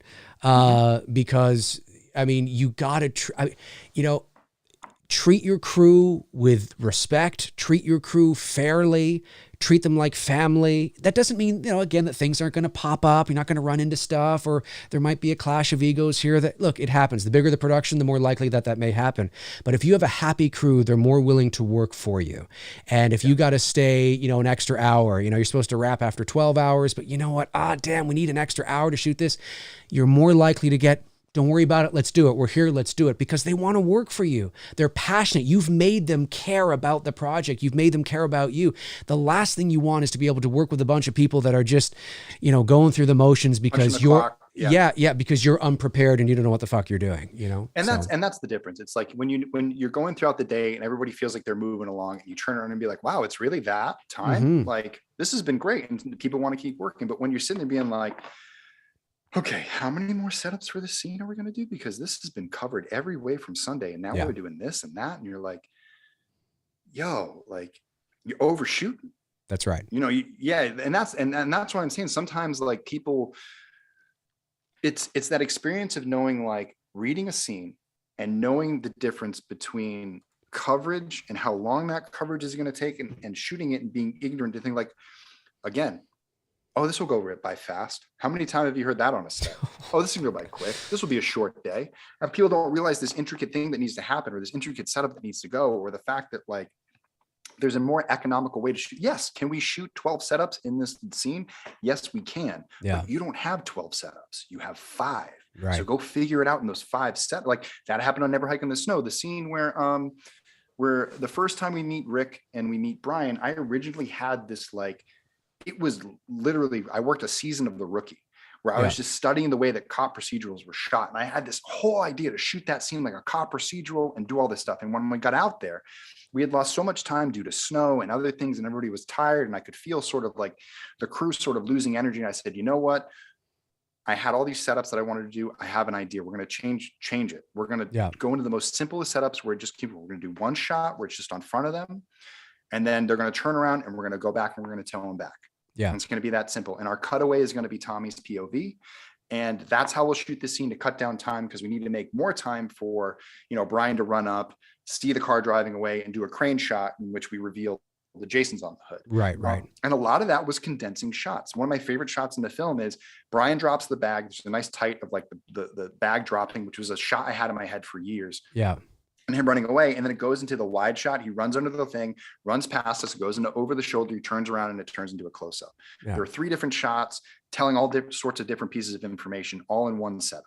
And it's a nice economical shot that's also cinematic, and then leads right into our big crane shot reveal, which is the focus of what we wanted that scene to be about, is the fact that not everyone realizes that Jason's still around, and Tommy's trying to warn people. Right. And it's being able to sort of, like, when, you know, the AD or the DP comes over and says, like, listen, I don't have 15 setups in me right now. Like, you can do this right now. Like, how quickly can you go, I know exactly what I need for editorial. Yeah. And how this will translate, versus, well, no, I need it. So everyone needs to stay extra 4 hours to shoot this stuff. And then you get an editorial and you use half the coverage. Yeah, exactly. Well, that was one of my favorite things to do on. Yeah, for sure. I mean, you know, people need to, again, to that point, people need to remember that, you know, generally speaking, a shooting day on set is about 12 hours generally. You know, the thing you got to remember too is that 12 hours includes setup time. It includes lunch. It includes dinner or breakfast, or however you're planning, you know, the schedule. So, I mean, you know, it's not 12 hours of shooting. It's a 12-hour workday. So sometimes it might take you, like, well, I mean, for the oneer shot that we called it in Billy, right, where Sam wakes up in the bed, we track her down the hallway, she pivots, you know, Justine, whatever, we go down the stairs to the front door. To set that up, it was lit over 2 floors. You know, to light that. Oh, Vince, you froze. Oh, 1 second. 1 second, Vince. I don't know if you can hear me. Oh, wait. You're back now. You're back. Oh, wait. No, you're not. Oh, yes, you are. You're back. Yeah, you're back. You're back. Internet connection. Sorry, but I heard all that. Like, it didn't stop for me. So. Oh, okay, cool. No, I was just saying that must have taken hours to set up. Oh, it did. It did. I mean, it was over 2 floors. As you know, the lighting's got to match, right? Because she's moving through the space, and it's a 2-minute tracking shot that does not cut. So, and we had envisioned that for months prior. I mean, that wasn't something obviously you just decide to do on the fly. And what was so great about it, though. The point I'm trying to make is that alone took about, I think our crew started setting up at about maybe 4 or 5 in the afternoon, just as it was getting dark. And we ended up shooting that. We started shooting that maybe around 9, you know, 9:30 or 10, because there was a few rehearsals, obviously. And then we shot it about 8 times, because sometimes, you know, you shoot it and you don't get the right look. Wait. It's tough. I mean, oneers are Yeah. It's tough. It's absolutely tough. So anyway, the point I'm making is that you got to keep that in mind too, is that a 12-hour shoot day is not 12 hours of filming. I mean, you might be filming for like 2 or 3 hours in that 12 hours, depending on the logistics of the setup and, you know, what you're doing.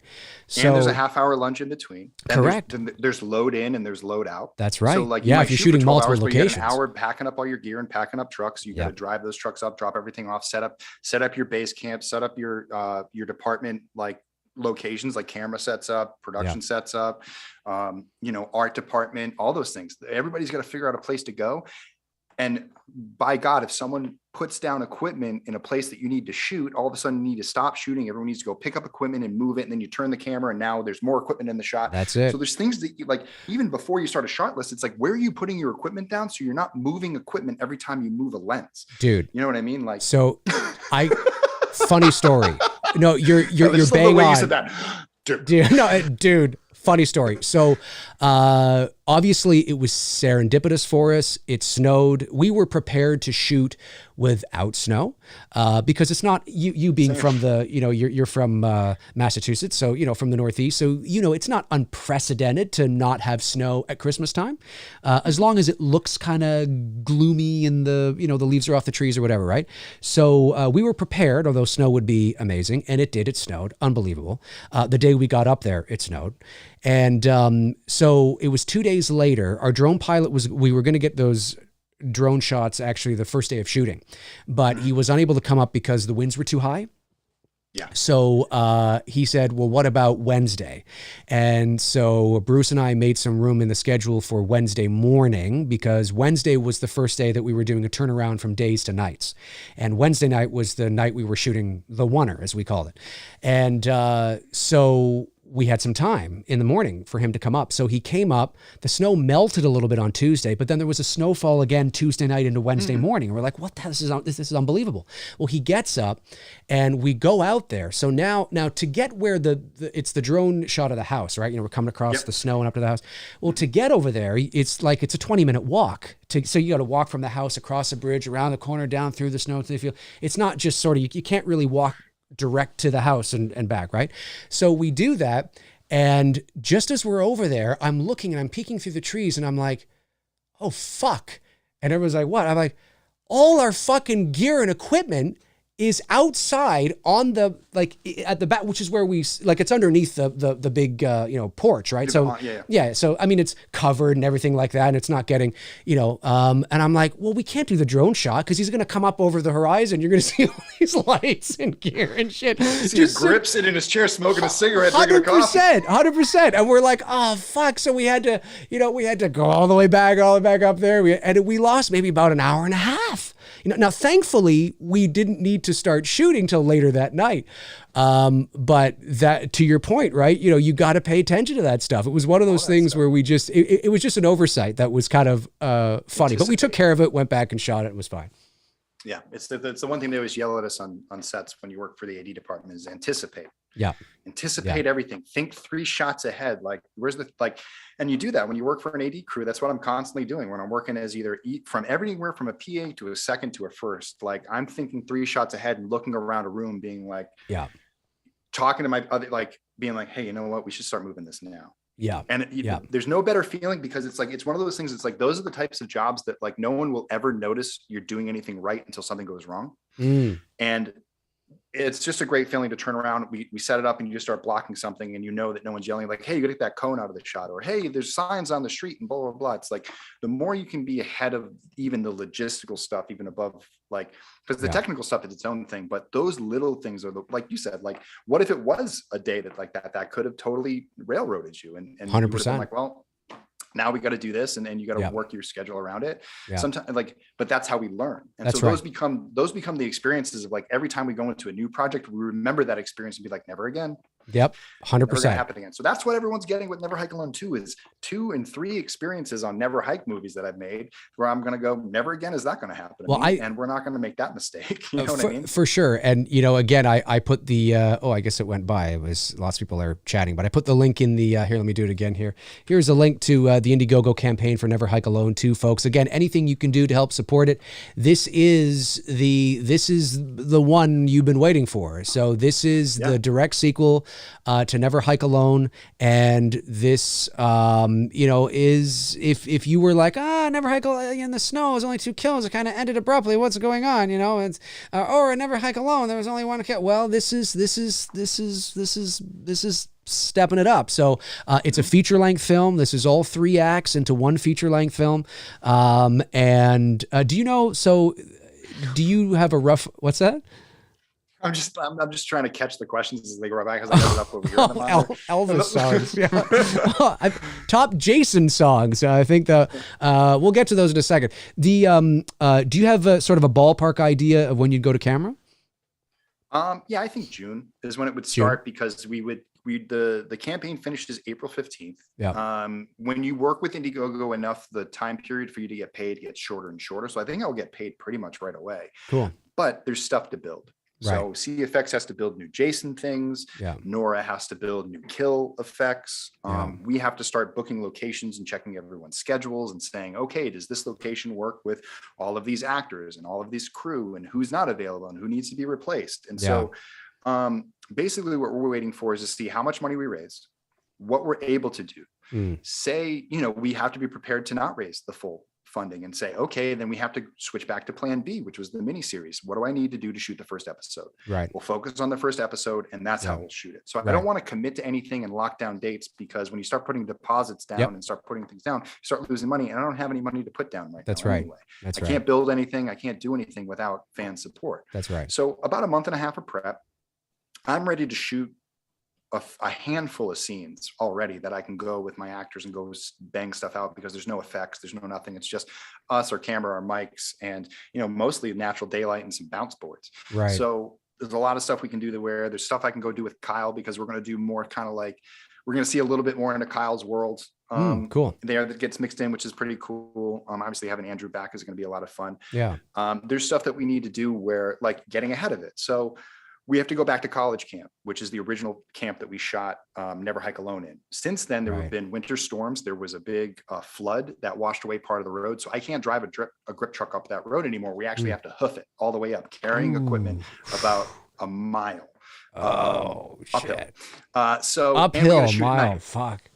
And we got to shoot at night. There are no bathrooms out there other than the outhouse that I cleaned. Wait, so you're getting a generator up there too then, right? Yeah, we'll do the putt, the little Hondas. So just a handle. So they're not too bad. We might get some rickshaws to like walk up. We maybe get some help from locals to get maybe a 4-wheeler or 2 to help get some stuff up. Maybe someone's got one of those one of those little Ridge Master things with the back. It looks like a gator on crack. Yeah.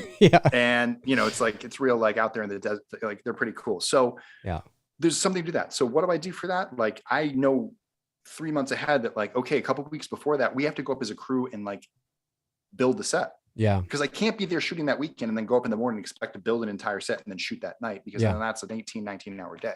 Yeah. So part of that money during the pre-production process is going to pay for me and about a handful of people to go stay at these cabins for a weekend. And we're going to rebuild the original Never Hike Alone set from scratch. We don't have to build everything. We just have to build 3 rooms. And then there's a road that leads all the way up and down. To get this movie made, it's literally just going to be me and however many people out there moving rocks out of this road so that when we're walking up in the middle of the day and then walking down at night, we're not tripping on our faces and falling down a cliff. Right. And like, this is the type of stuff that like, sometimes like these are the types of things the monies get spread out to do. Like it's not going to pay anybody. It's paying for the food and it's paying for the lodging that it's going to take to get up there and some of the gas. And it's really not that expensive a weekend, but that makes it so when we get up there to shoot 3 weeks later, we're just showing up. It's going to be in a whole, like you setting up that oneer. Most of our day is going to be walking up there to set up for 3 scenes. Yeah. And there's one big stunt in those scenes that we have to do that's going to be really fucking cool. It's what I used to replace the fire gag because I used to have like an idea that fire would happen there, but can't really have fires in the California wilderness, and VFX fire is really expensive, and even like on set special effects fire is really dangerous. Right. I got to work with it on American Horror Stories, and I was like, I can't see us using this up there. No way. So I got to come up with something else. So you don't want to. Shoot while it's burning before the cops get here. Just get in, run. Get it. Yeah. And so like, but what's nice is that like, again, with the advent of technology, what we use to light that camp in Never Hike Alone 1, like we don't need to light the section that we need to shoot in for Never Hike Alone 2. Some of it's interior, which is really nice. Some of it's exterior in one location, so we don't need to light the whole camp up. And then that's sort of like one day of one of those weekends. So there's a lot of stuff like that we're going to do over the course of April and May. I kind of talked about it with you personally. I don't know if I talked about it on the thing yet, but like I'm moving out of this apartment next week. Like I'm counting nothing. I've actually been packing stuff up. In fact, you can see my Blu-ray shelves don't have anything on them. Like moving to Hawaii. Packing the box. No. Moving to Hawaii with that 150 grand and retiring. That's right. Somebody said that too. Somebody said for us when we raised the 60,000 for Billy, I had said something. There was something, and they were dead serious. Like, oh, what? You're just going to take it, and they're going to run off. And I'm like, what the hell are you talking about? What are you like? Why are people? Why would I just want to do that. Yeah, I never want to work again. Never. Yeah. If I had $600 million right now, I'd make 600 movies. I mean, that's literally what I would do with it. You know, I wouldn't even go on vacation. I know, right? And it's like, yeah, it's insane. So like, in order to like get this all done, like I'm moving out of my apartment. I'm going to jump from guest bed to guest bed. I have a bunch of people that are sort of putting me up all over the country. My parents, my friends, my brother, my producers. That's like awesome. Everybody from Jason Rising, because there's stuff we're going to film up in Portland too. Yeah. Like I'm just going to ride couches until this movie's done. Like I'm taking all of my personal costs out of the equation for as far as me and my personal time. Yeah. So like when I've made these films in the past, I've been able to take off a couple of weeks and do them. But the process between like me wrapping a show, getting some rest, trying to get prepped for Never Hike Alone, like twice it has like almost killed me. And like I've been completely stressed and like out of my mind, like just like completely out of my mind. And so this time I was like, you know what? Neurotic, I just want to go in and I want this to be my place. only job. Yeah. My only job is this. I don't have to worry about paying my rent. I don't have to go answer to some other boss. I don't got to get yelled at by anybody else. Yeah. It's just me and this project and the finish line. And it's just going to be that until we get there.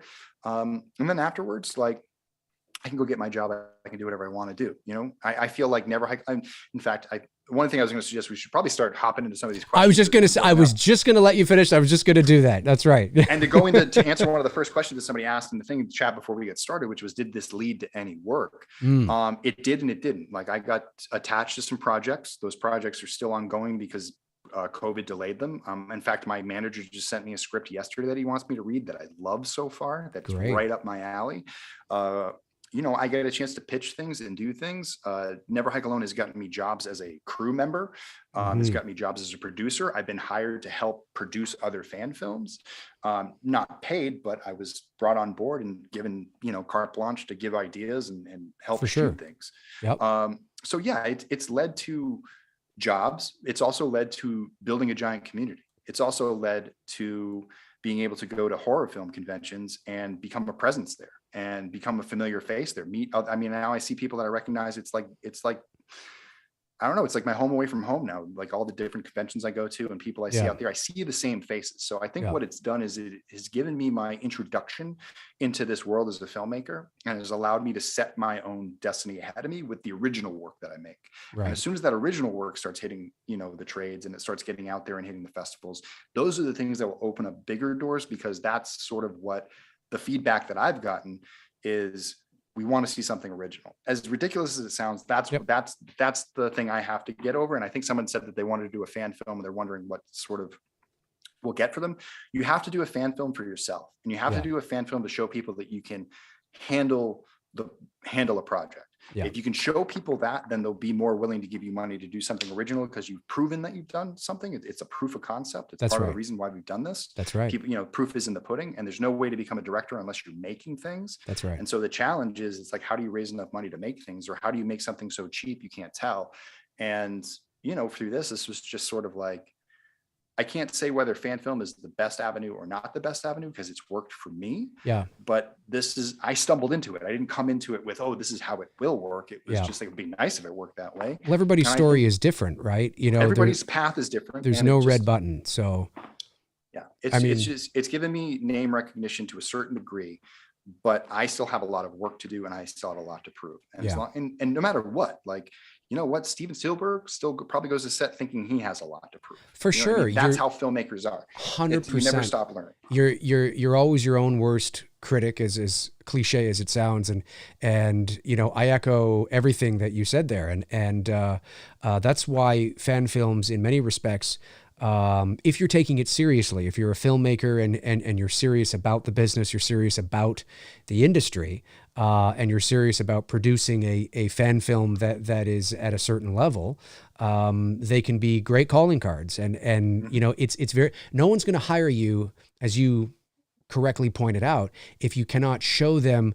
you know, how do you handle actors? How do you handle, you know, because it's everything that encompasses it, right? If you're the director and or the producer and or the writer on a fan film, then everything that the film is, how it's lit, how it's shot, the pacing, the writing, you know, how fast you move away from a scene, how slow you keep on a shot, and, you know, what lenses you use, every decision, you need to be able to show that you're competent. You know, the movie doesn't have to be the greatest thing of all time, but it's got to show that you are, and if it is, that's great, but it's got to show that you are competent and you are in a position where you are ready to take that. Because also too, as you know, not that it can't happen, I'm sure it can, but you know, no studio or producer is also going to say, oh my God, we loved your film. Here's, you know, $150 million. You also have to work up as well. You know, the goal is to, hey, I've got this proof of concept. I've got this calling card. Here's what I made it for. Wow, you made it for that? Holy shit, that's fantastic. That's great. This looks great. You know, see, this is all this wonderful stuff. Here's $2.5 million. Go make, you know, this or go make that. Yeah, or but whatever, it's probably going to be $5 somewhere between 250 and 500. It could and be. You're It could going to be in a position where you're now working with companies that you may have a $250,000 budget, but your shooting budget is not going to be much more than what you're used to working with as it is. So you sort of have to work within the same runs. It's just what you're getting is a bigger audience built in because you're getting a distribution channel that's going to take it to a bigger entity. And the people that are associated with your film are going to require more money, especially if you get named talent. That's right. So named talent versus working with your friends who are great actors and maybe they're SAG, they're cutting you a deal, they're working for SAG minimum. Like eventually, like you're going to have to hire somebody who's going to be the face on your poster that's going to draw everybody into your film. So maybe you do get $2.5 million, but it's one of those Bruce Willis joints. So Bruce is walking away with $1 million of that. Maybe. You know what I mean? So there's lots, and that's the experience that industry people understand. It's like if I had made a great student film and I came out of student film world and I was like, I made the student film that won the Venice Film Festival. Right. I might be a great filmmaker with a great eye, with a great thing that I know how to talk to other students. That's right. I now have to go on a set where people are twice my age, sometimes 3 times my age. I got an actor who has won an Oscar or has been this. I used to be somebody and now I'm in your shitty picture. That's right. That's right. You know what I mean? Not everybody's happy to be there. Some people probably have drug problems and mental problems and drinking problems. And you're like, holy shit, like this is a bad, you got to bring it together. Environment to work. Remember, you got to bring them all those people together. What was that? Was it an episode of Columbo that Spielberg directed? And who was the star? Was it Columbo or was something else? I didn't know about this. I'm pretty sure. I want to see the Spielberg Columbo episode. It was either Columbo or it was maybe it wasn't Columbo, because what year was he on? I can't remember. But there was some TV movie or a television show with an episode that he directed. It was before Duel. And he was like, 23, 22. And there was a very well-established actress, I forget her name now, the chat room may know, who, to your point, was the same. Who the fuck is this young kid, punk Spielberg? He had to earn it, right? He had to earn the trust, the competence. And he was very young, to be fair. But the principle of what you're talking about is spot on. It's you have to keep working, and keep putting yourself out there. But fan films are great. If they can be just things that are just fun with your friends in your backyard, and there's nothing wrong with that. There's nothing wrong with it at all. But if you want to take it to the next level and the extreme and really make a go, they can be useful calling cards and portfolio pieces to show what you can do as a filmmaker, and then I think that, you see what happens next. Yeah, and I think that no matter where you're at, whether you're going to make a fan film or original production or whatever it is, it's sort of like you got to have your expectations based on how much you've already done it. If this is your first foray into it, you got to give yourself time and you got to set those expectations accordingly. No one's just going to make something and take off unless there is some sort of intense training that's been going on since they were born. Right. You know, like what's the name of the director who does like Hereditary and Midsommar? Like Ari just because I'm trying to Ari Aster. Ari So Aster. like that's somebody who comes from a filmmaking family that has a background that's worked with, you know, the DP he worked with is like a working DP that's worked in way before as a family friend and did that. Like Right.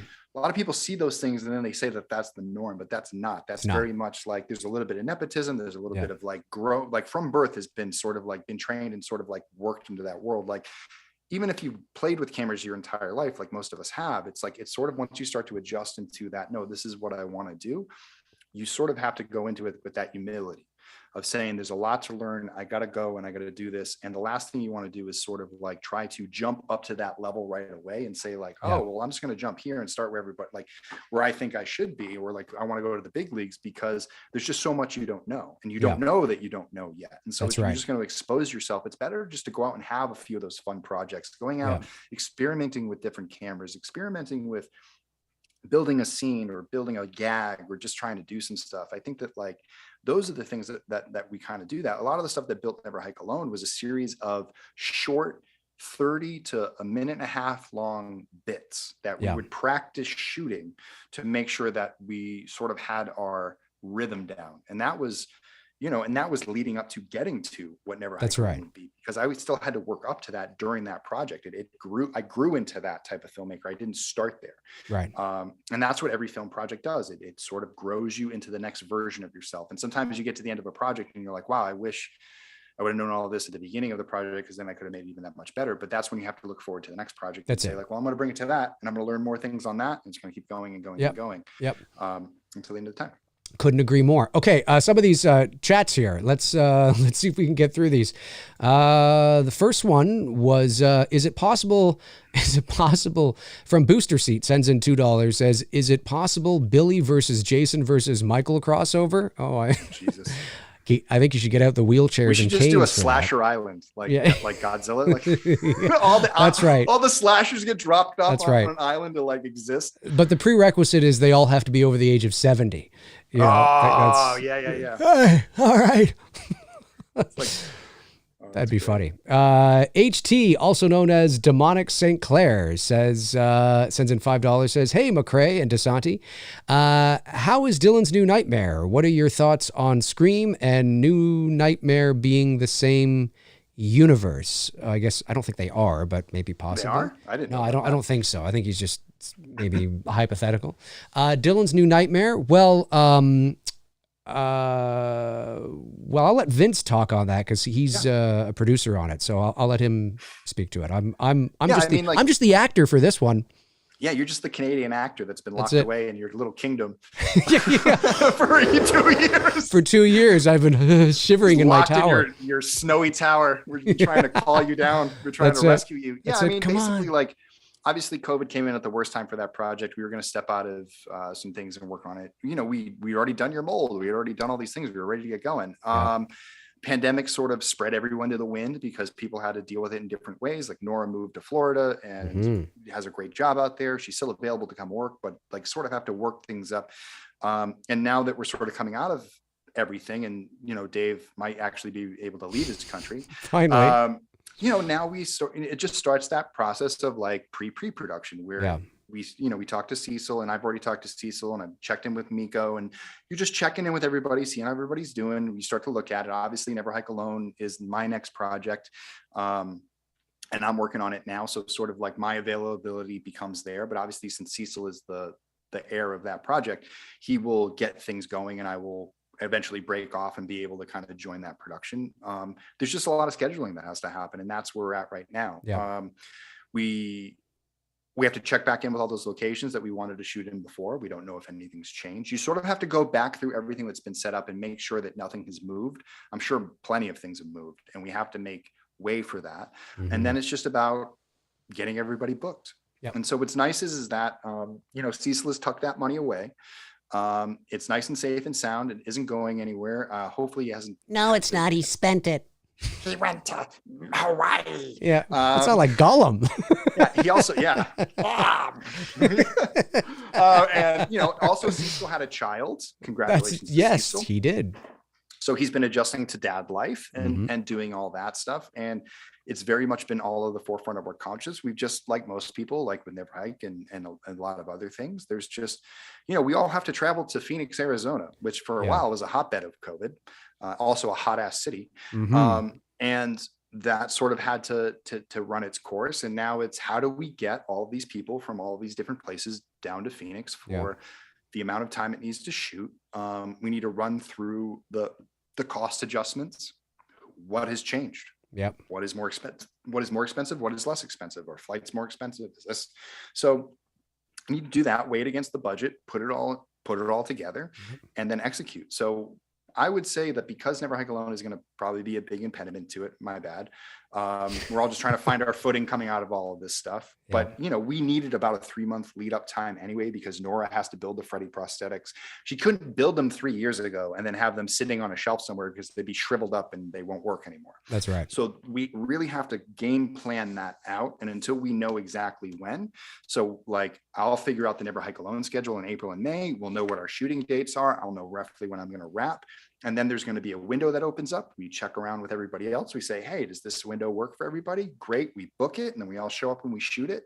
We go through post-production and we release it. It's going to take some time, but like I think the goodwill that we've built up with everybody over the last few years, like Never Hike in the Snow, it took me about 1.5 years, 2 years to get all those Blu-rays out, but we put our nose to the grindstone. We followed every lead, and until those Blu-rays were sent out, we didn't stop. And it will be the same thing with Dylan's. We know that we owe people that film, that people have invested in that film, and that will be our mission. It's just sort of like part of that unraveling of coming out of COVID. You know what I mean? Yeah, it's out of your control, right? I mean, it's like me being here. I mean, I couldn't, and because I've been molded, it's not like you can just go, oh, we'll just go get somebody else. Yeah, but also, I mean, it's just not that. It's like obviously bringing you in, like your fans were sold on you being in the movie. So all of a sudden it's like, well, Dave can't be in it, so now we're gonna get someone else. But it's like, who are we getting? Like, there's nothing, like there is no one. Promised a very exactly. And it's like, and then, Dave tried to escape once, and then like he got trapped into a city by a bunch of trucks, and like it was a whole thing. It was a whole thing. It was a whole thing. That was Ottawa. I'm 5 hours from Ottawa. Oh. I'm in Toronto. I don't know, I'm just imagining all of Canada just surrounded by trucks. Surrounded by trucks and honking and Trudeau. Everybody knows it's been a batshit crazy thing. And these are, I feel bad for Cecil because it's really like it's his project first and foremost. And so he's the one who's had to be patient and wait. And, he's been a good sport about it. And, he's messaged me a couple of times and been nervous, but like, again, like that's one of the reasons why I like to come onto these projects, because I can look at it. I've been where Cecil is and I can walk him through that stuff and be like, it's okay. Because the same advice I give everybody, no matter how long a production takes, it never matters once you're on stage presenting it to people. Yeah. It just becomes part of the story and it becomes part of the adventures. Storyboard artist told me this when I first got started it's like, adventures are never fun while you're having it. It's true. It's true. You know what I mean? Right now, it's not a lot of fun because we got to wait and there's this delay and there's a lot of negative energy that can be built up into that. But if you just look at it as sort of a thing that's out of your control, like, except the things we cannot change. We know that we still have that confidence. We know we can execute it. We still know it's a good idea. The script isn't going anywhere. None of the actors are going anywhere. It's given us time to sort of like round out the cast and get people to do other things. So there's other people that are getting involved that we haven't announced yet because we wanted to get closer to the project. So there's lots of things coming down the line for Dylan's New Nightmare. We're just sort of, we need that open window. And when it's there, we're going to execute it. Yeah. I've seen bits and pieces of obviously, Cecil shared with me, I guess about a year or so ago. I think actually might have even been almost 2 years ago now. Right? Yeah, he shared with me the the mold and how it looked and everything, and it looks really cool. Looks really great. You guys are in for something special. Yeah, I saw some of the costume stuff. They're still working. They've been basically like Cecil's been building the costumes and kind of putting cool. Mostly focusing on the Freddy stuff. So that's really where it needs to go. I think everything needs to go into like needs to be all mucked up now. That's right. It's all fresh. Right. It's all been freshly built. Weather. There we go. Yeah. But I saw like the fresh kind of the fresh coat of everything. And it looked good.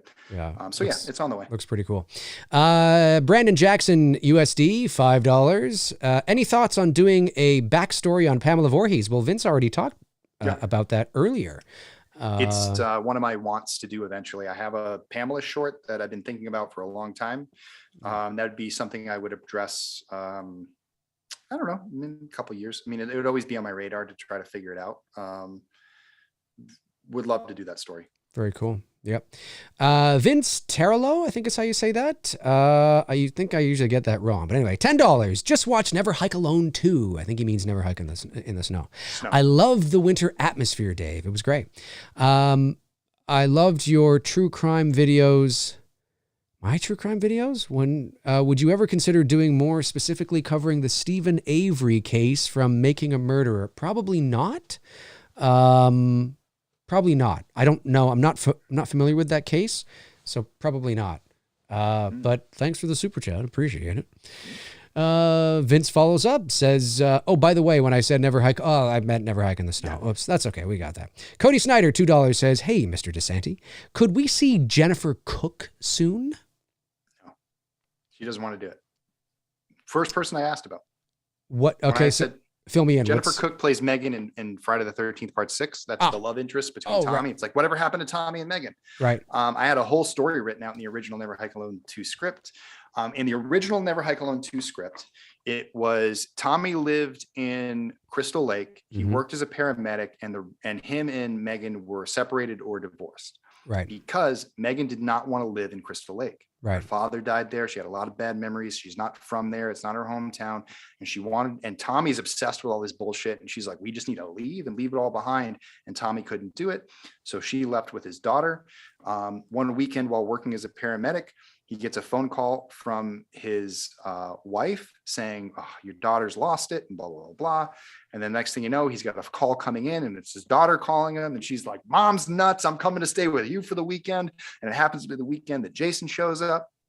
And there's a whole nice tit for tat with like, sort of, I didn't ask Jennifer to come in and be sort of on screen or do anything, but she was just going to be there to sort of support, like, and maybe come in at the end or something as like a nice little send off. But when Jennifer ended up not being available, I didn't want to pursue that angle without her.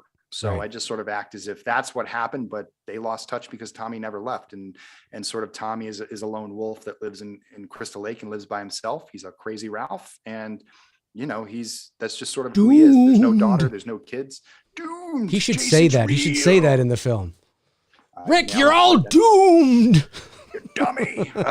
So yeah, I really wish I could have got Jennifer Cook involved, but Jennifer Cook at some point married like the heir apparent to Tazo T and is now a billionaire and has no need to do anything. I don't think so, Vince. I'm good. Thanks, your little film. I also think she sort of had one of those like John Shepherd, like got really religious, sort of was like, I should have never done this devil picture. Gotcha. Okay. So another reason why I don't think she wants any peace, but that's why she doesn't do conventions either, apparently.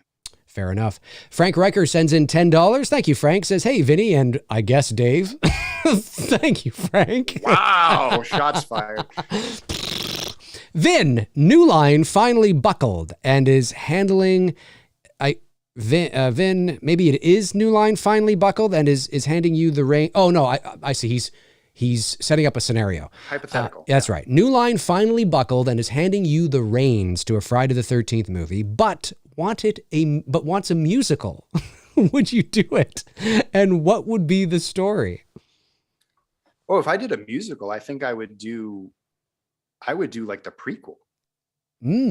Like I think a prequel musical would work, like the poor, like, you know, you'd start it off with like poor Pamela and Jason on the road, just a couple of roads. Them singing and dancing and like you just see how much, and they have these great duets together and he only sings when she's around. That's right. And then they get to camp and it's like they think they find their joy, and then the kids Jason dies, and then that's the dark act 3 where Pamela has the dramatic Phantom of the Opera like turn. Ooh, I love that. Just in case you've got the mask, half the face and stuff too. How dare they? Or she starts setting fire to the camp. How dare you kill my little boy? That'd be amazing. He won't look anymore. Yeah. He's lost. He's lost. That'd be great. That'd be great. That'd be a lot of fun. Yeah. I mean, anything. I mean, honestly, if they came up to me and said, these are the parameters, I'll work within it and make it good. Yeah. Yeah, yeah. I hear you. Booster Seat sends in $2, says, have you seen the 1979 film The Night After Halloween? I don't know if I'm familiar with that. The Night After Halloween? What, if you can do another comment, if you're still here, tell me where it's streaming. I'll check it out. Let me just bring it up on Google here. Let me see. Night After Halloween. It was After supposed to be a Halloween. sequel to Halloween, like a I don't think so. like the original fan 1979? film. 1979? Let's see this. I want to know. Oh, about it's this. the day after Halloween, I think. The day after Halloween night. The day after Halloween. Oh, no. No, the night after Halloween. The night after Halloween night. The night after Halloween. I don't know. That'd be a good fan film. Yeah, maybe it would be. November 1st. That's right. Michael's just sitting at a Starbucks. Well, be like those memes, or that Friday the 13th meme when the calendar changes and he's just sitting there like this, and he's all upset. It'd just Comes be home that. like Shaun of the Dead, like Jason's waiting for him playing Xbox. He just sits down on the beanbag on the side of him and goes, how'd it go? That's right. Still doing this shit. Movie Chat and More Part 2 sends in £5 and says, I saw the 79 Carpenter Elvis movie today. I'm a huge Elvis fan and wish Austin the best, but there's no way he's going to capture the king like Kurt. Well, as Dr. Lewis would say, you may be right. Movie Chat and More follows up and says, hey, Dave, top 5 Elvis songs? Oh, off the top of my head, I don't know. I'm in Friday the 13th mode right now, so I'm not sure. I would say, maybe, oh God, why am I drawing a blank? Don't Be Cruel is good. Jailhouse Rock. I also like, God, why am I blanking on this? The one that goes, well, bless my soul, what's wrong with me? I'm All Shook Up. That's it. I'm All Shook Up is a good one. That's 3. I don't know if I could have a top 5, but that's 3. There's a good Christmas one. Santa, bring my baby back to me. That's a good one. There's 4. And, 5. Love Me Tender. There you go. There's 5. There's 5 good ones anyway. Are you excited for, I didn't know you're such a big Elvis fan. Are you excited for that film that's coming out? I am excited. Yeah, I am. It looks good. It looks really good. Yeah, it does. Looks like really good. It looks really good. Yeah, I am powerful. I'm a big Elvis fan, mostly thanks to my father, who obviously I grew up in a media family. So my dad has met all sorts of people in his life. And in 1977, when Elvis died, my dad was going to meet him, I think, like a couple of months after he passed away. And so my dad was a huge Elvis fan. And in the late 90s, when I lived in Ottawa with my dad started this Elvis sighting society with his buddy at a restaurant. And it was this cute little thing that they had, and everything was a charity and all that. Anyways, the Jerry Springer show got wind of it. My dad was on Jerry Springer. That's pretending funny. That he was a guest talking about how Elvis is alive and lives in Canada. It's this whole thing. I have it. It's digitized. I just have to upload it. It's fucking hilarious. And my dad is like poker face. Like he's dead serious. And he had a buddy who was a high school gym teacher who could talk like Elvis.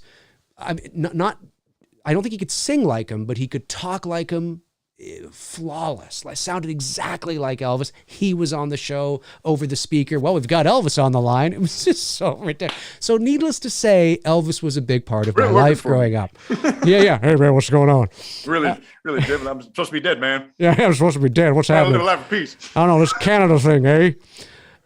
What's going on? HT, also known as Demonic St. Clair, sends in $5 and says, the way you spell my name is, oh, wait a minute. Hang on, let me get this. The way you spell my name is Dom in Nick without the... Hang on a sec here. Were you calling him demonic? I was. Dom in Nick without the K. I'm not a demonic entity. Oh, Dominic. Right. Dominic. Dude, I don't have my glasses on. Great fucking nickname, though. That is great. I'm looking at I love it.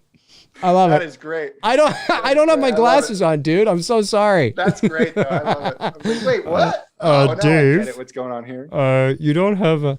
And Cecil Laird from The Horror Show, $1.99. Thanks, Cecil. Says, great update on DNN, Vince. Thanks. Great stream. Thank you, Cecil. Glad you enjoyed it. Is that the last super chat? I think it might be. I think it might be. Yeah, I think it is the last super chat. Well, that's awesome. Sweet. Well, how long have we been going? We've been going here for almost 2.5 hours. Wow. Well, this has been great, man. Damn, 2? Yeah. Shit, I didn't think it was that long. I didn't think it was that long either. And we've been doing some damage. I just want to say thank you everybody who's been jumping on lately. We've definitely jumped up a little bit. We're over 41%. We're closing in on $62,000, which is really good. Awesome. I want to remind everybody that I start taking a page out of Dave McRae's book, started doing my own little thing to start kind of like doing some behind the scenes stuff, doing some live stuff. So I can start doing that. I've been doing the Ghost Files on the Womp Stomp channel. Very cool. We're going to do a stream tomorrow with the guys from Jason Rising. I'm going to hang out with those guys because I want to do a special announcement. We're going to release some new perks tomorrow. Cool. So if you bought something today, don't worry about it. It doesn't mean that these perks are going to be individual perks that are very special. That are going to be add-ons for if you've already bought something. This isn't something that like you can really combine. They're very specific things that we're going to release tomorrow. We're going to be broadcasting here on West Coast 3 p.m. 6 p.m. on the East Coast. So definitely check that out. We're going to log on and then I'm going to release those during the broadcast. I'll announce what they are. I'll release them onto the thing. And it's going to be really cool. It's going to allow fans to sort of like not only invest in the film, but see exactly where their investment's going. That's very cool. And know that like they own something that's going to potentially be on screen. So it's going to be really, really cool. So definitely check out that. That's going to be a nice little fundraising boost. Like you said, like you can't just sit back and let your Indiegogo or your Kickstarter, or your GoFundMe or your Seed and Spark just do all the work for you. Sometimes you're like, hey, I might have some good perks, but I might have to come up with a few more, or I might have to come up with a few more deals, or I might have to like email some people and like write some people, do more podcasts, get more out. Again, you got to be a salesman. You can't keep it stale. You can't expect everybody to show up. No, that's it. Especially in the middle weeks, because it's like big starts to taper off. That third week is like, you will regret you ever started an Indiegogo. And then that final week restores your faith in humanity because everybody shows up last minute. That's right. But you got to make up as much ground before then as possible, because that last surge is what's going to push you over the line. That's it. I always hope that I can just get there by halfway because it makes my life a lot easier. But this is such a big goal that I know it's going to take all 34 days that we put out there. We have 22 days left now. We hit the halfway point at 17. If I can get to the halfway point before the halfway point, I'll feel a lot better about myself. You guys can relieve my stress and my anxiety on top of the fact that I'm moving next week and doing this all in between an Indiegogo, making a movie, moving and running an Indiegogo all at the same time. All at the same time. Oh, Jesus. Well, dude, listen, thank you, Hart, for not giving out. I'm rooting for you. I think what you've done so far is fantastic. I mean, obviously, on my side, it shows it in Canadian dollars, but let's see here. What do we got? I'm just hitting refresh. 897 backers. Canadian, it's 77,296. Let's make that American. Let's make that American. Still 41%, but it says on my end, it says 41% of 187,868. Again, that's Canadian dollars. But the campaign looks great. The perks look great. The layout's great. Folks, go and support this. It's the final chapter of the Never Hike Alone series. And it's going to be, I think it's going to be a lot of fun, a lot of kills, a lot of drama, a lot of character developments. It's a full-length feature length. It's obviously it's full length if it's feature length. It's a feature length film, which is exciting as well. A lot of time, a lot of sweat and tears have gone into this so far, and they could use your help. Any opportunity you have to do. And again, as Vince said at the top, as I've always said when we were doing the Billy campaign, even if you can't, it's totally understandable. Everybody's financial situation is different. Totally understand. No worries.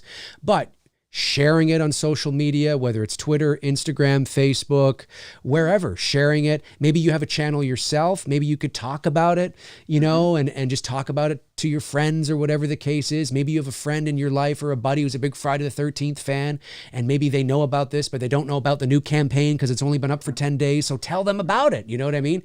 Anything and everything. You'd be surprised how much sharing goes a long way. And you'd be surprised at how many people don't know about it yet. That's right. Like even in your own inner circles. I mean, group chats that you have, great place to access, because these are your friends. Like you got to kind of go after the people that are into this stuff and sort of just need a little bit of a push, because you can turn your $25 or $35 investment into a $200 investment just because you and your friends jump in. And that's your contribution. Not only did you give money, but you helped produce in a way. That's right. and I would say for those out there with the extra money or who do want to come in big time, obviously we have the producer perks, but one of the things I think is a cool aspect of this one is I came up with this on Judy, is the VIP perk. Right. So, last time we did Never Hike in the Snow, we had 2,500 backers. That was a long list of names. Right. And I'm sure everyone was happy to look through it and see their name. I'm giving people an opportunity to sort of create a second list that's a little bit shorter. There's only 300 names that can go on the list. You'd be one of 300. Your name would be a little bit bigger. Font would be a little bit bigger. There'd be less names around you, less rows. If I sell all 300 of those $500 VIP packages, that's the base $150,000 I need to make Never Hike Alone. Everything else on top of that is the bonus to do extra kills. Right. So we have like an extra kill scene that I want to do. That'd be a lot of fun. I have a kill montage that I had to cut out of the script. That was going to be like super fun. And then obviously there's an extra short, and there's the ability to go and do a bigger and badder release of the film to say do a supercut. So the more that I want people to really look at it, not as $150,000 is like the goal, that the goal is like 200, 250. So we can make the full version. Right. And that is why we need you to spread the word, spread the link, copy and paste the link, share our tweets, share our stories, share all that stuff, and always put a link. Always put a link where someone can click into it, because the faster someone can go directly to the page, the better. That's right. Yep.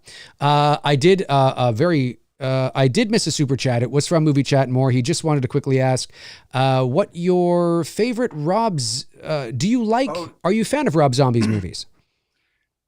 I'm a fan of Rob Zombie because I hear nothing but great things about him as a person, as a filmmaker, as to work with on his sets. I don't necessarily always agree with the decisions that he makes, as like someone is like, oh, this movie's made for me, but I see the impact that he has. So I would never, like, I used to be one of those that like, oh, Rob Zombie Halloween, like it's fine. That I got out of that phase. Not my favorite version of Halloween, but you know what? Tyler Maine's a stand-up dude. Yeah, the entire cast and crew, they're all awesome people, and Rob's a cool dude, and he makes really interesting films. He doesn't do what everyone else is doing, so at least he has that, and he has his own core fan base. When he works in his original stuff, I think he's got something going, and I'm looking forward to the Munsters.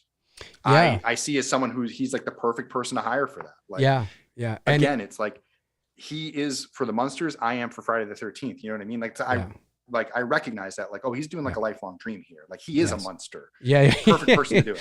He is. And I was pleasantly, well, I guess I shouldn't be surprised. It is the Munsters, but it is rated PG. So that's good. So there's not going to be any vulgar, profanity here. Redneck Munsters. Well, I mean, would have been interesting to watch. It would have been interesting if Herman said, I'm going to call over there and skull. Anyways, it's the whole thing. I think I tweeted that. I honestly think like all the diehard Munster fans in the world are already dead. So you can't really piss anybody off. It's just like Rob Zombie and a bunch of like 80, 90-year-old people. I think you're right. I'm kidding. There's probably a bunch of like Gen Xers that love it. Very generous super chat. $25 comes in from Andrew Jones. Thank you, Andrew. And he just says, big fan. Let me try that again. Big fan, no question. Just keep doing what you do. Well, thank you, Andrew. I appreciate that very much. Very generous of you to do that. Now, I think I do have them all. Booster Seat asked the same question, but I think he was trying to sort of come to the aid of Movie Chat and More. So I believe I have got them all. Yeah, there's the Rob Zombie thing from Movie Chat and More. The top Elvis songs. Yep. And 79 Carpenter movie. Yeah, I think we've got them all. Well, Vince, I really appreciate you coming. Hey, let me pop that link actually into the chat room here one last time. Let me do this down here. Here's the link here, folks, to the Never Hike Alone 2 Indiegogo campaign. Again, make sure you check it out and donate if you can. If you can't, share it around. Vince, thanks for coming on, man. Really appreciate it. Always great to talk to you. Stick around. We'll have more of a formal goodbye. But this has been great. Really appreciate you coming on. I wish you the best of luck with it.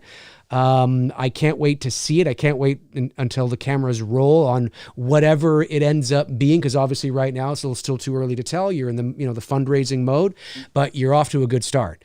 And I'm excited for you to wrap this up. And of course, having just done Billy, I have a more of an appreciation and a different perspective for it now as well. So I'm even more excited for you because I get it. So I call it the fan film stare. The fan film stare. The 1,000-yard stare, but like when you've made a fan film, right, like, right. You just know. You just know.